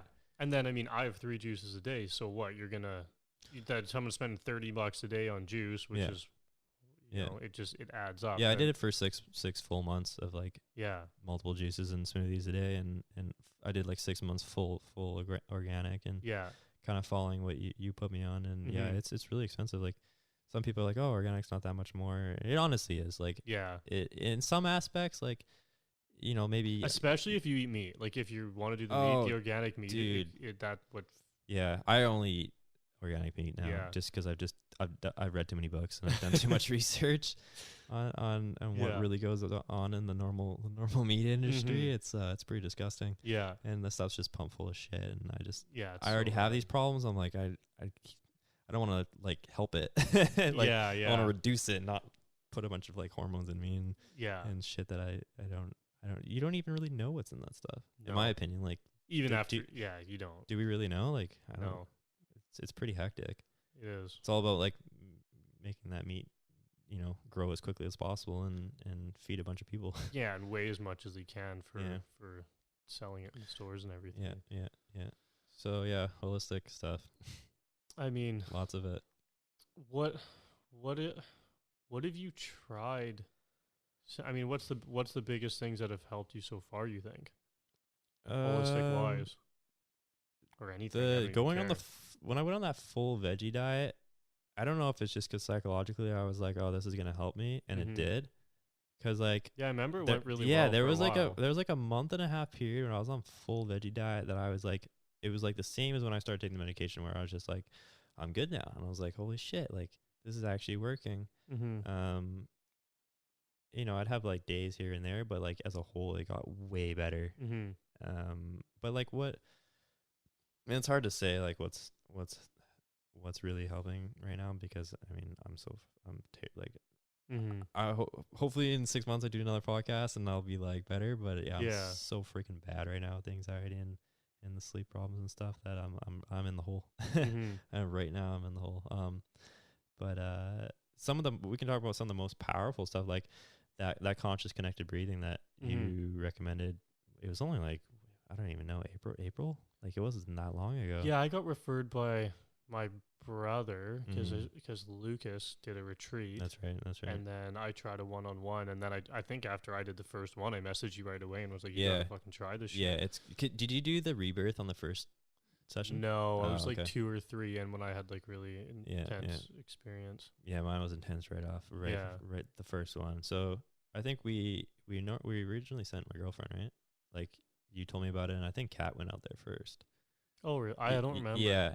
So Kat went out there first, and she's because it's up in Whistler. So yeah, that's right. So, and she's gone through some crazy shit herself. You should have her on your podcast. Yeah, we'll have to get her on. Yeah. She came home and she's like, yo, like you got to try this. And I was like, what? She's like, I can't even explain it. You just got to try it. So I was like, okay. So I signed up for it, and I went, and yeah, it's probably the craziest form of therapy I've ever. In my opinion, it blows talk therapy out of the water. Like talk therapy is great. You can talk about your problems and maybe find a solution, but like this stuff gets really down to like what's in your head. Do you want to talk about like how it works and like sure, if you want to explain a little bit about it. Yeah, so conscious connected breathing we've been doing it with who? Yeah. Edward Dangerfield. We'll link his, I'll Yeah, post his stuff. yeah, no, really nice guy. He's honestly helped me a lot and showed me that there's alternate ways of fixing this stuff, right? So, but basically you lie on a table and they get you breathing a certain way. Like, you basically breathe into your belly and then you let your breath fall. So it's like, and you just don't have like any restriction. But as soon as you let your breath out, you breathe back in. So you just get this nice like there's no pauses. There's between no pause. inhale and Yeah. exhale.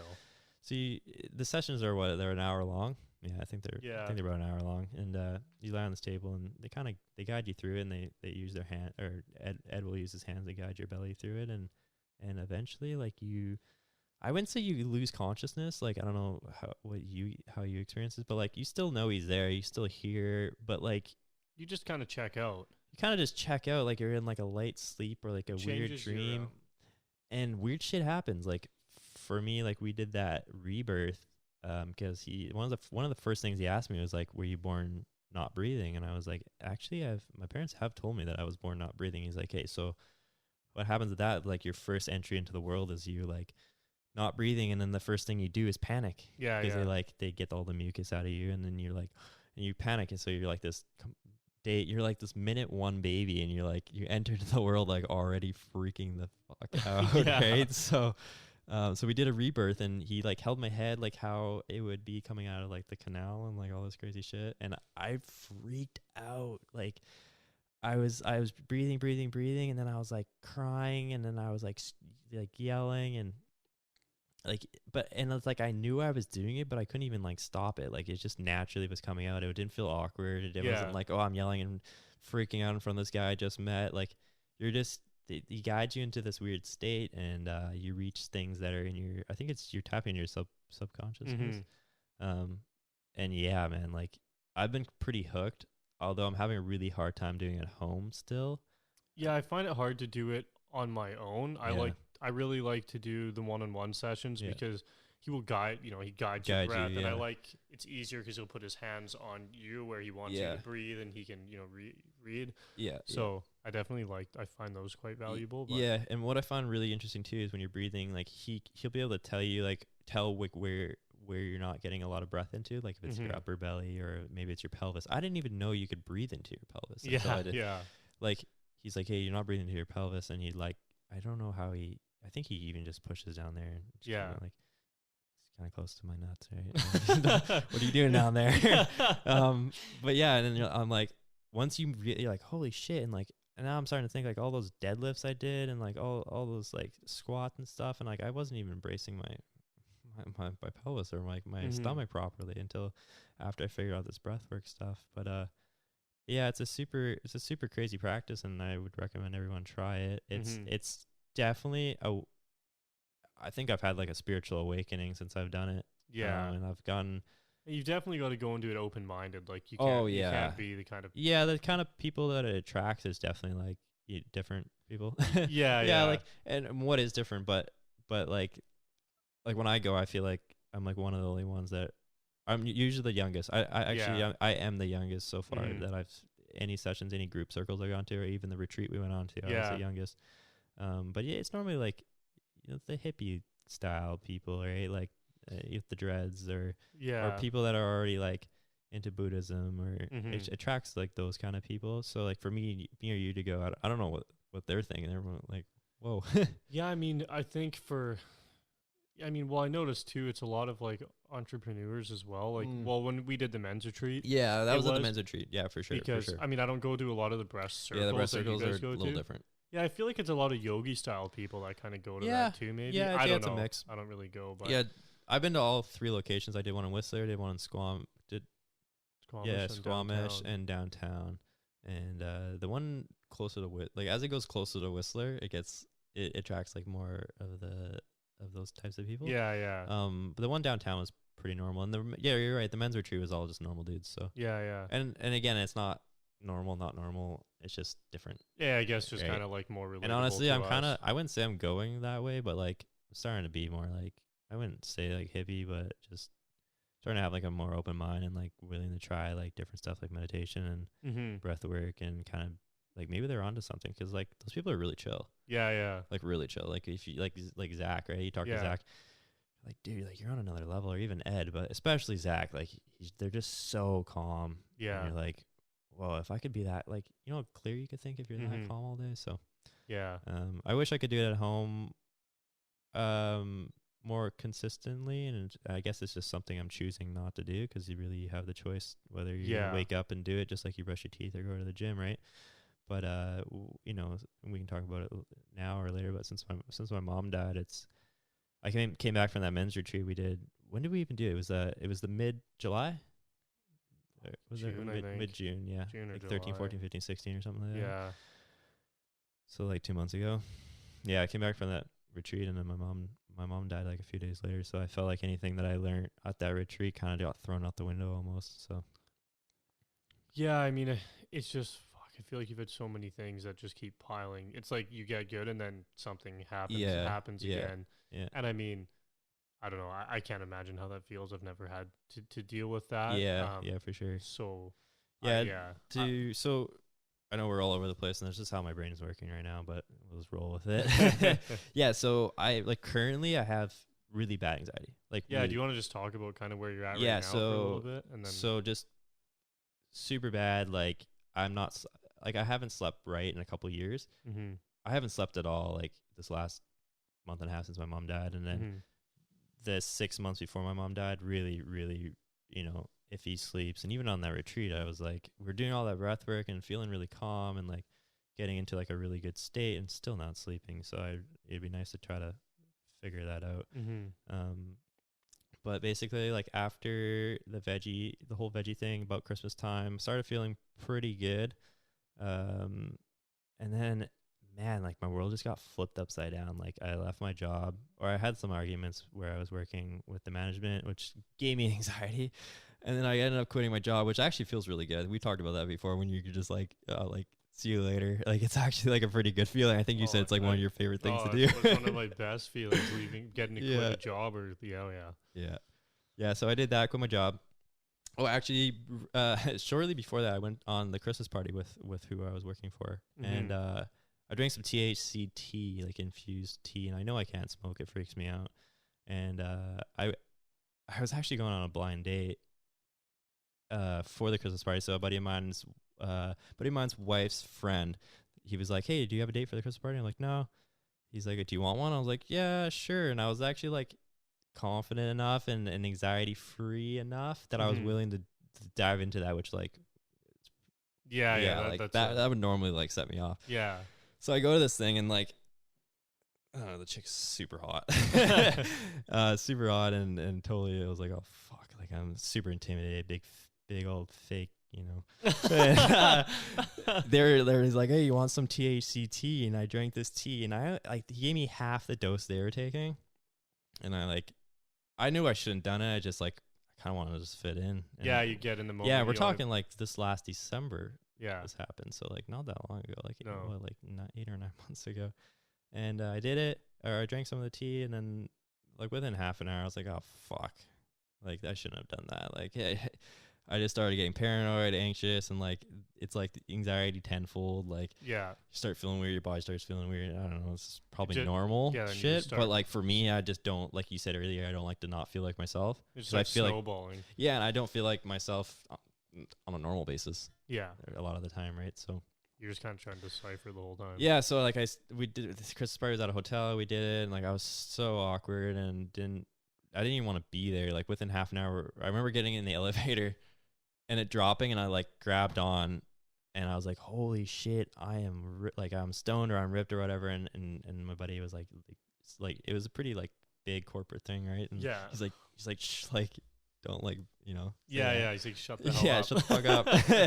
And that's like, I went from feeling good, drank that shit, and then quit my job, and then met a girl with, you know, pretty rocky situation, and now we're dating, but it's kind of just thrown me for a loop, and my anxiety's back at full throttle, and because that's kind of how it started. Yeah, you've got a lot of other, you know, now you've got a partner and other things, that people you're trying, you know, you're you guys are working together. Totally. Yeah. You've got a lot of other stuff that's tying in instead of just, you don't have just yourself to Just deal with. yeah, It's a lot of totally. other And stuff. and I think, and we can talk about it too, like, and maybe even for yourself, like I've avoided relationships like forever. Mhm. Like I was in one relationship for a couple of years that was my first girlfriend, and I've literally like, yeah, I've like hooked up with chicks here and there, and one nighters or whatever. But like as far as like an actual relationship, I just avoid them because I'm like, I can't stay the same for more than like 6 months at a time. Mhm. Even that, sometimes it's even like halfway through the day I change. Yeah. So I'm like, fuck, how am I gonna bring someone into my life? Yeah. It's hard. Yeah, it's super hard. Like I don't know who I'm gonna be in a week from now. I could be tripping out, right? And Yeah, because for those 2 years, for like my really serious 2 years where I was just, I had to take a year and a half off work and I was, same kind of deal. yeah. I didn't even think about dating a girl or seeing Totally. a girl. I mean, it didn't even really cross my mind. I was No, like, I don't man, even think it's because you don't even care. I'm like, man, No. there's so much shit. Like, Yeah, I'm fucked. I was like, I just want to be able to live and yeah, and be totally. okay. Your I focus mean, is like living. yeah. So Yeah. I never really. So yeah, I've always avoided relationships big time, and I was feeling good and it lasted a little bit, and then I got into a relationship because I was like, hey, like maybe I can pull it off, and getting into that relationship gave me crazy anxiety. First date, crazy anxiety, and it kind of just stayed. Mm-hmm. I'm sure there's some other reasons for it, especially with what's going on in her life and what she's brought into my life. Yeah. Not all bad, but some of it's pretty gnarly. Yeah. And then yeah, like I did lots of. I started doing yoga in the last 6, 7, 8 months, maybe even a little longer, 10 months or so, and that really helped. I've done like the deprivation tank stuff. Oh yeah. Yeah, we haven't really talked about it, but the float tank. So you just lie there and you're in like the same temperature. The water's the same temperature as your body, and you're in a bunch of salt, so you just float there and you can't really feel anything. I've never really dug that too much. It's kind of weird. Have you tried it? Yeah, I did a couple times, and Yeah. I just found. I mean, I would kind of want to try it. I like trying things at different states in my life. Like I tried that when I was really bad, but I just found like, okay, I'm like having really bad anxiety and like my heart's racing and I'm gonna go lay in this tank. Yeah. I just laid there and my heart was racing. Totally. So like sometimes if you're in fight or flight, like there's nothing you can do. I couldn't get into it. I'm just laying there. I'm like, fuck, like I'm gonna die. And I just sat in this black tank for an hour and a half, think I'm gonna die. Yeah. It's whereas not a good place to it wasn't extra relaxing for me. So, like sometimes it was if I was in the proper state going in. Yeah. But then sometimes I go in like that and it wouldn't help. So I'd like to try. Now I think if I went in, it might be better. I would come out. Yeah, I've tried 3 or 4 times.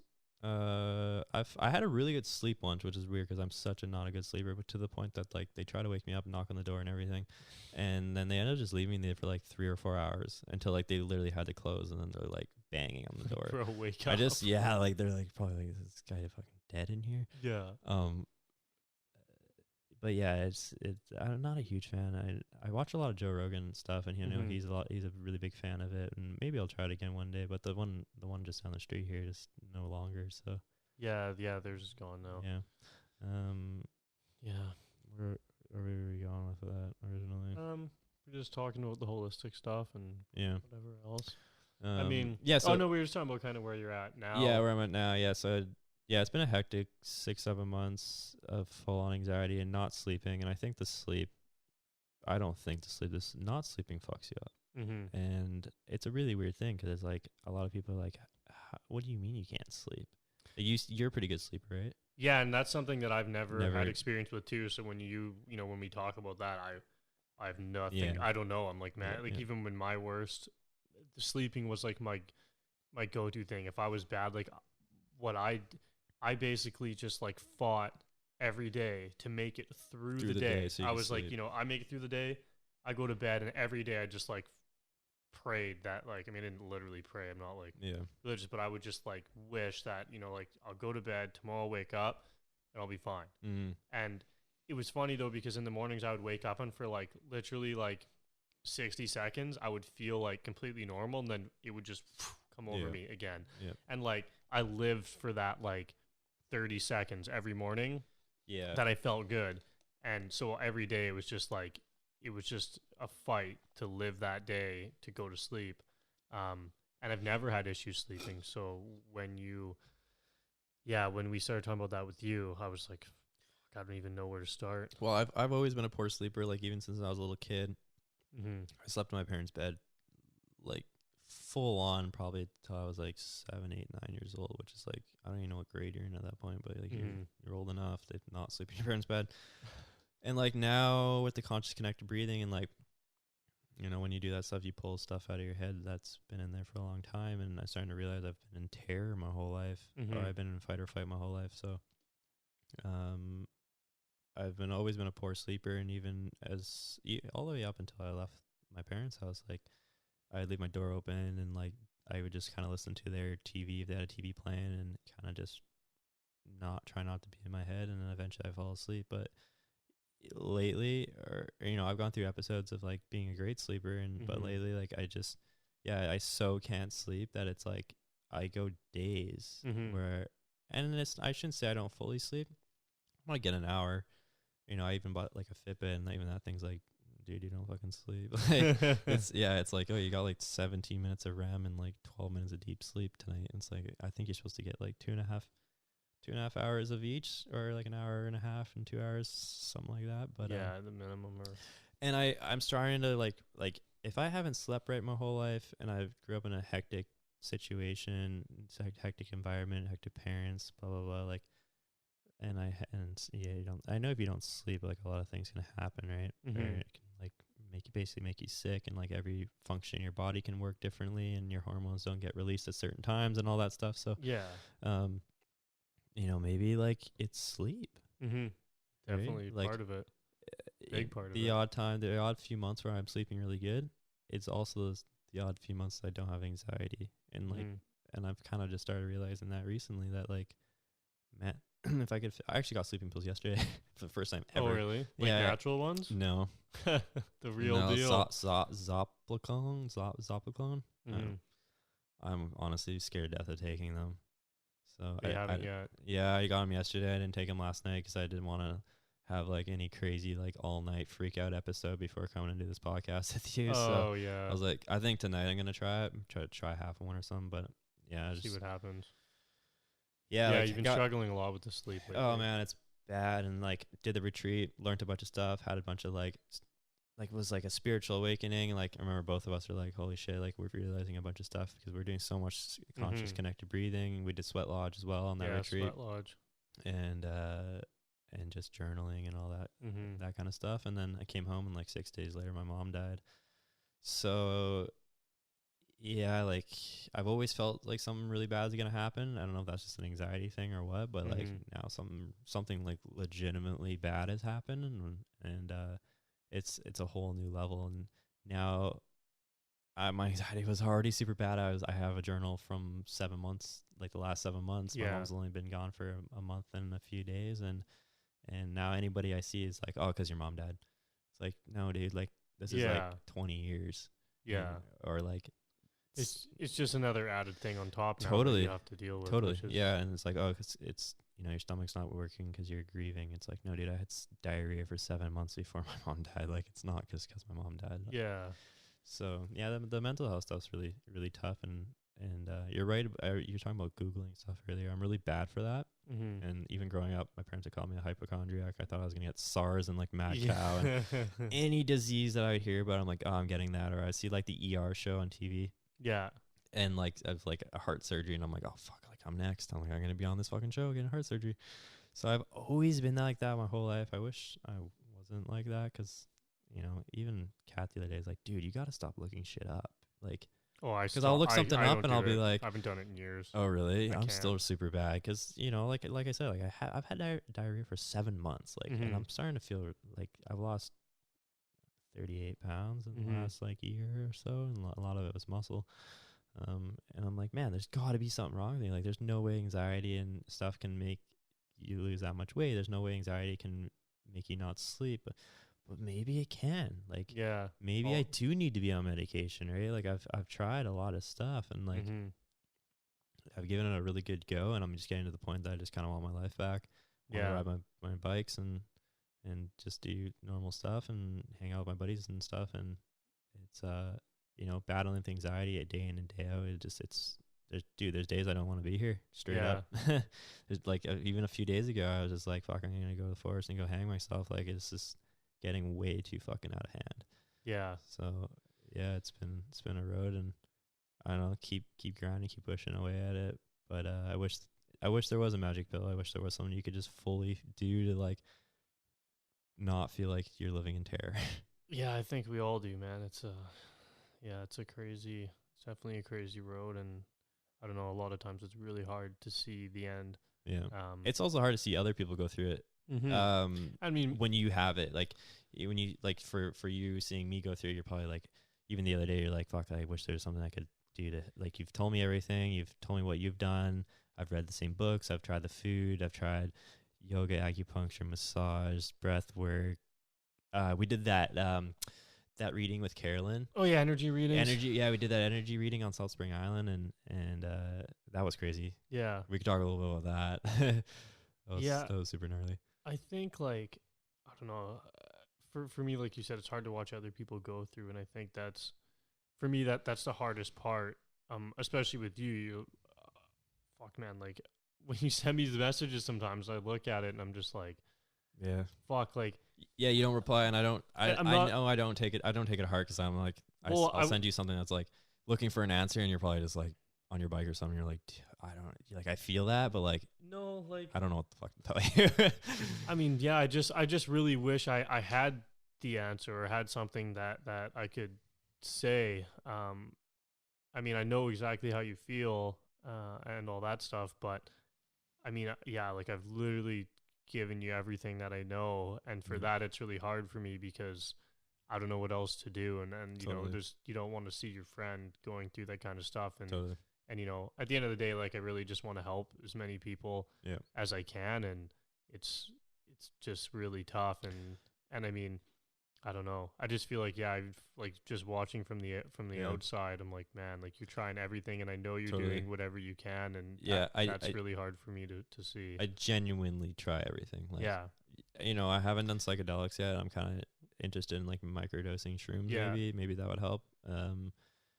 But I'm really against taking the pharmaceutical stuff. I don't really know why, other than like, you read the books about like the meat industry and the pharmaceutical industry, and you're just like, are they like trying to poison us? Like, what are they trying to do here? I just don't think it really gets down to, I mean, I think, yeah, I don't know, like we said before, I think maybe if you're going to take a little bit to stabilize while you do other things, but I think becoming dependent on it, like, you realize it's just kind of like, I don't know. But again, I don't have experience with it, because I've never tried. I was just like, I was so against it, I would never take one. So, and I was too, but I got to the point that I was like, willing to, I was like, are they going to like hang myself, or take this, see if this pill would work? Yeah, and I think at that point, I mean, what else are you going to do? Like, you need, like I said, you need something to be able to stabilize yourself like that. Yeah, I think it's, I don't know, it's pretty crazy. Yeah, it's definitely a road, and I'm still plugging away at it, as well as trying to like live in an adult. Like, you know, as a kid, you are nervous or have these problems and stuff, but like, you're still a kid, and there's not much to worry about. And I think as you get older, you're like, oh, there's rent, and what am I going to do for work, and the stress just builds. Social life and girlfriend life, and it's just like way more stuff.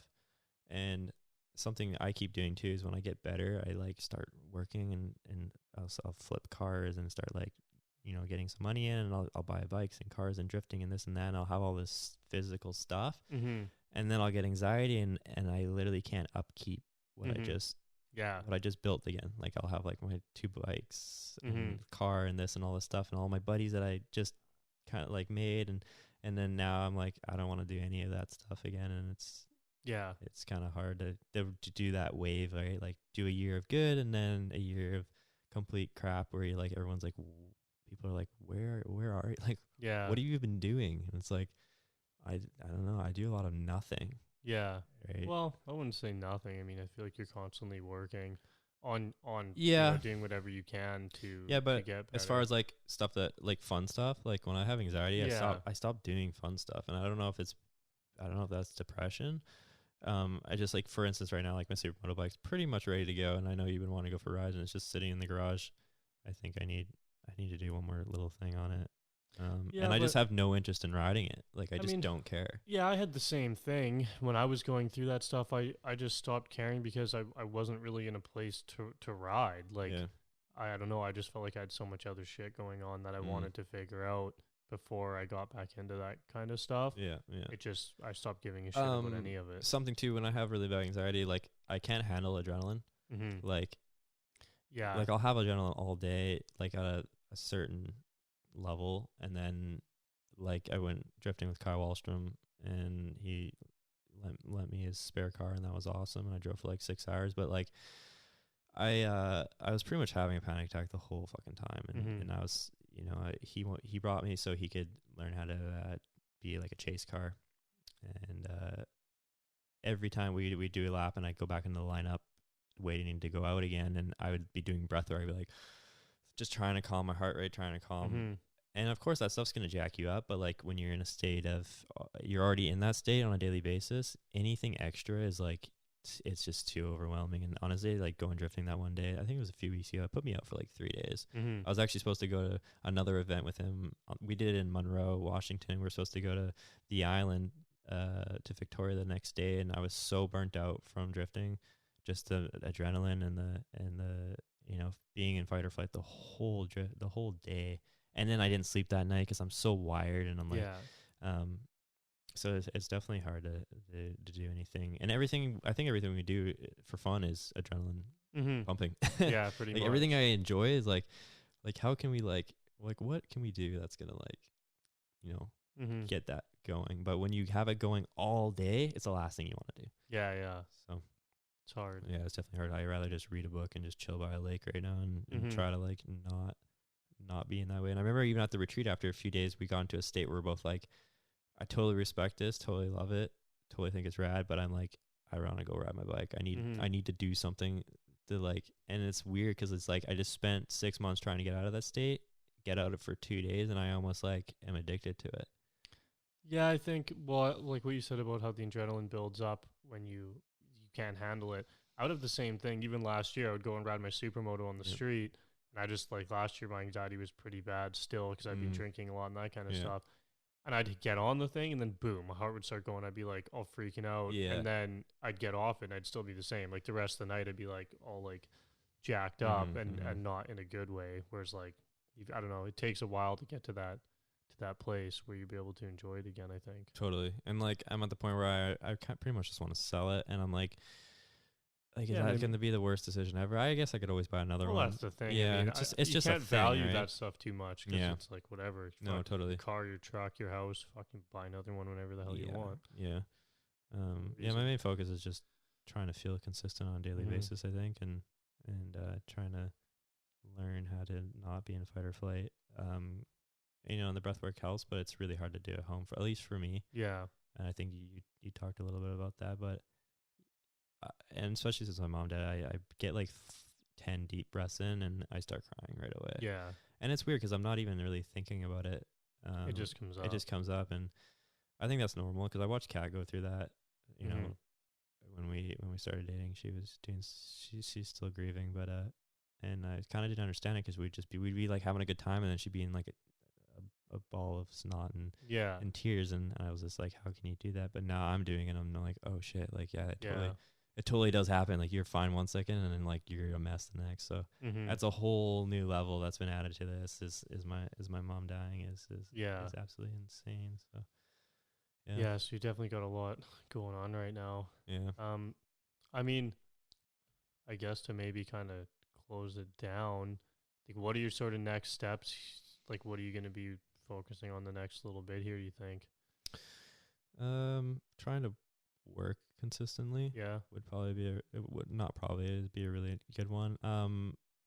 The more I read about sleep, the more I realize like I don't sleep, and like your stomach, like these stomach problems, this diarrhea that I've had for so long now, like it can all be like caused or exacerbated by not sleeping. So I've never really focused on the sleeping aspect of this whole thing, this whole Yeah. big pie, right? I've just been like doing different pieces of the pie, but I think the next little bit I'm going to really still do yoga, still eat really good, still do conscious connected breathing, still practice gratitude and and do journaling and all that shit, but like really try to dial the sleep in. And I don't know, I still don't know, like right now we're talking about this, and hopefully in a few months or a year from now I'll be like, holy crap, I was so bad sitting at that table, like I was basically like having a panic, or like 2 days ago I was having like basically anxiety attacks. But just work on the sleep for sure, and working and just trying to I guess my mom just died, so that's something I'm gonna it's gonna take a long time. It's not gonna just go away overnight. And you think pain, like you think anxiety, and you think adrenaline and physical pain, and then like your fucking mom dies and you're like, okay, like this is next level. And I think I'm just trying to keep myself out of getting depressed. I was starting to kind of feel it a couple days ago, and then I went to the doctor and I was like, listen, like I can see where this is going, and like I even with all these tools and all the shit I know, I still can't control it, right? I'm like, I'm starting to be like, I don't even want to leave the house, and I'm like, okay, well, this is not good. Like I've been here before, and it's definitely to do with my mom for sure. It's heavy shit to deal with. Well, I think what's awesome is you've got the awareness, and at least that it's happening, right? Where most people would fall into that, they have no clue. That comes with experience, though, right? It comes with being in the hole, digging yourself out, being in the hole, digging yourself out. But it's good. I mean, it's something that you need to have, which I think is really awesome. And then, I mean, who knows? Maybe, hopefully, some listeners or someone might have something about sleep or something that maybe they can. Yeah, totally. Or maybe some stuff that we talked about would resonate with other people, and they'll be like, oh shit, I'm not the only one that deals with this stuff, right? Like even like the hospital visits and stuff, I thought I was no way people go to the hospital because you're like I did. And even like this guy on YouTube that does bodybuilding, I can't remember his name, but he owns a couple gyms and stuff. He did like a whole vlog on like how he would go to the hospital for anxiety, and I was like, this guy's like 280 pounds jacked, like he's still going to the hospital because he thinks he's dying. Like what's going on here? So it's it definitely makes it easier knowing that kind of stuff, but it's still deal with it every day, and it still definitely controls I wouldn't say it controls every aspect of my life, but it does control a lot of it. It controls a lot of choices I make, and a lot of times I don't go out or do this or do that because of this feeling that I feel inside. And I wish there was just a definitive like, hey, take this and you're good, and you can ride your bike and be normal again. So it's definitely. Well, I think you've got a super powerful story, and that it's going to connect with a lot of people. Yeah, for sure. For sure. And it's just awesome that you're willing to come on and share it and be able to do that. Yeah, it doesn't matter what state you're in, that because I think the biggest part is you're always dealing with it. I mean, even for me, I wouldn't say I didn't just get over it. It's still a part of my life all the time. I'm working on it. I notice it when I don't take care of myself, and it guides me. It's just figuring it all out. So I think it's super awesome that you're able to come on and share all that, and we'll do more episodes and see how things go in the future. I guess is there any kind of closing things you might want to say? Or I don't know, like I guess if someone's listening to this and they go through similar stuff as me, is like, and they could be in a worse spot than me currently, like it will get better. It totally will get better. And I even I forget that sometimes, and I'm like, I'll be like, oh, maybe it'd just be easier if I just go and jump off a bridge, right? And then I don't stay in that mode for very long, but it does happen. And like even when it's happening, I'm like, oh man, like how did I get this? Like how did I get this bad? Like but it always seems to get better. And this last streak of it has been pretty heavy, and I'm like, sometimes I don't see the light, but I know it'll get better, and I know for everyone else it'll get better too. So like just keep plugging away. And I mean, if you got anxiety and you're still out partying and staying up late and drinking big Slurpees and not taking care of yourself, like, and you've been fed some knowledge and you're still doing it, then like I have a hard time even feeling bad for you. Like, that's a really tough one. Yeah, like just don't do that shit then, right? And I know a lot of people you talk to, like you'll recommend stuff, and then next week and they're doing this, that, or the other thing, and you're like, dude, like like you're not gonna fix yourself doing this, right? So don't do those things. Do what's gonna help you. No, that's awesome. Sweet. Well, yeah, no, just really appreciate you coming on. I'm stoked. I've never been on a podcast before. It was different. Hopefully. Yeah, no, it was super good. I think, we'll get you back on in the future. And Cool. I think this is going to be really good for people to hear. Yeah, right on. Thanks for having me. Yeah, anytime, man. Yeah, bro.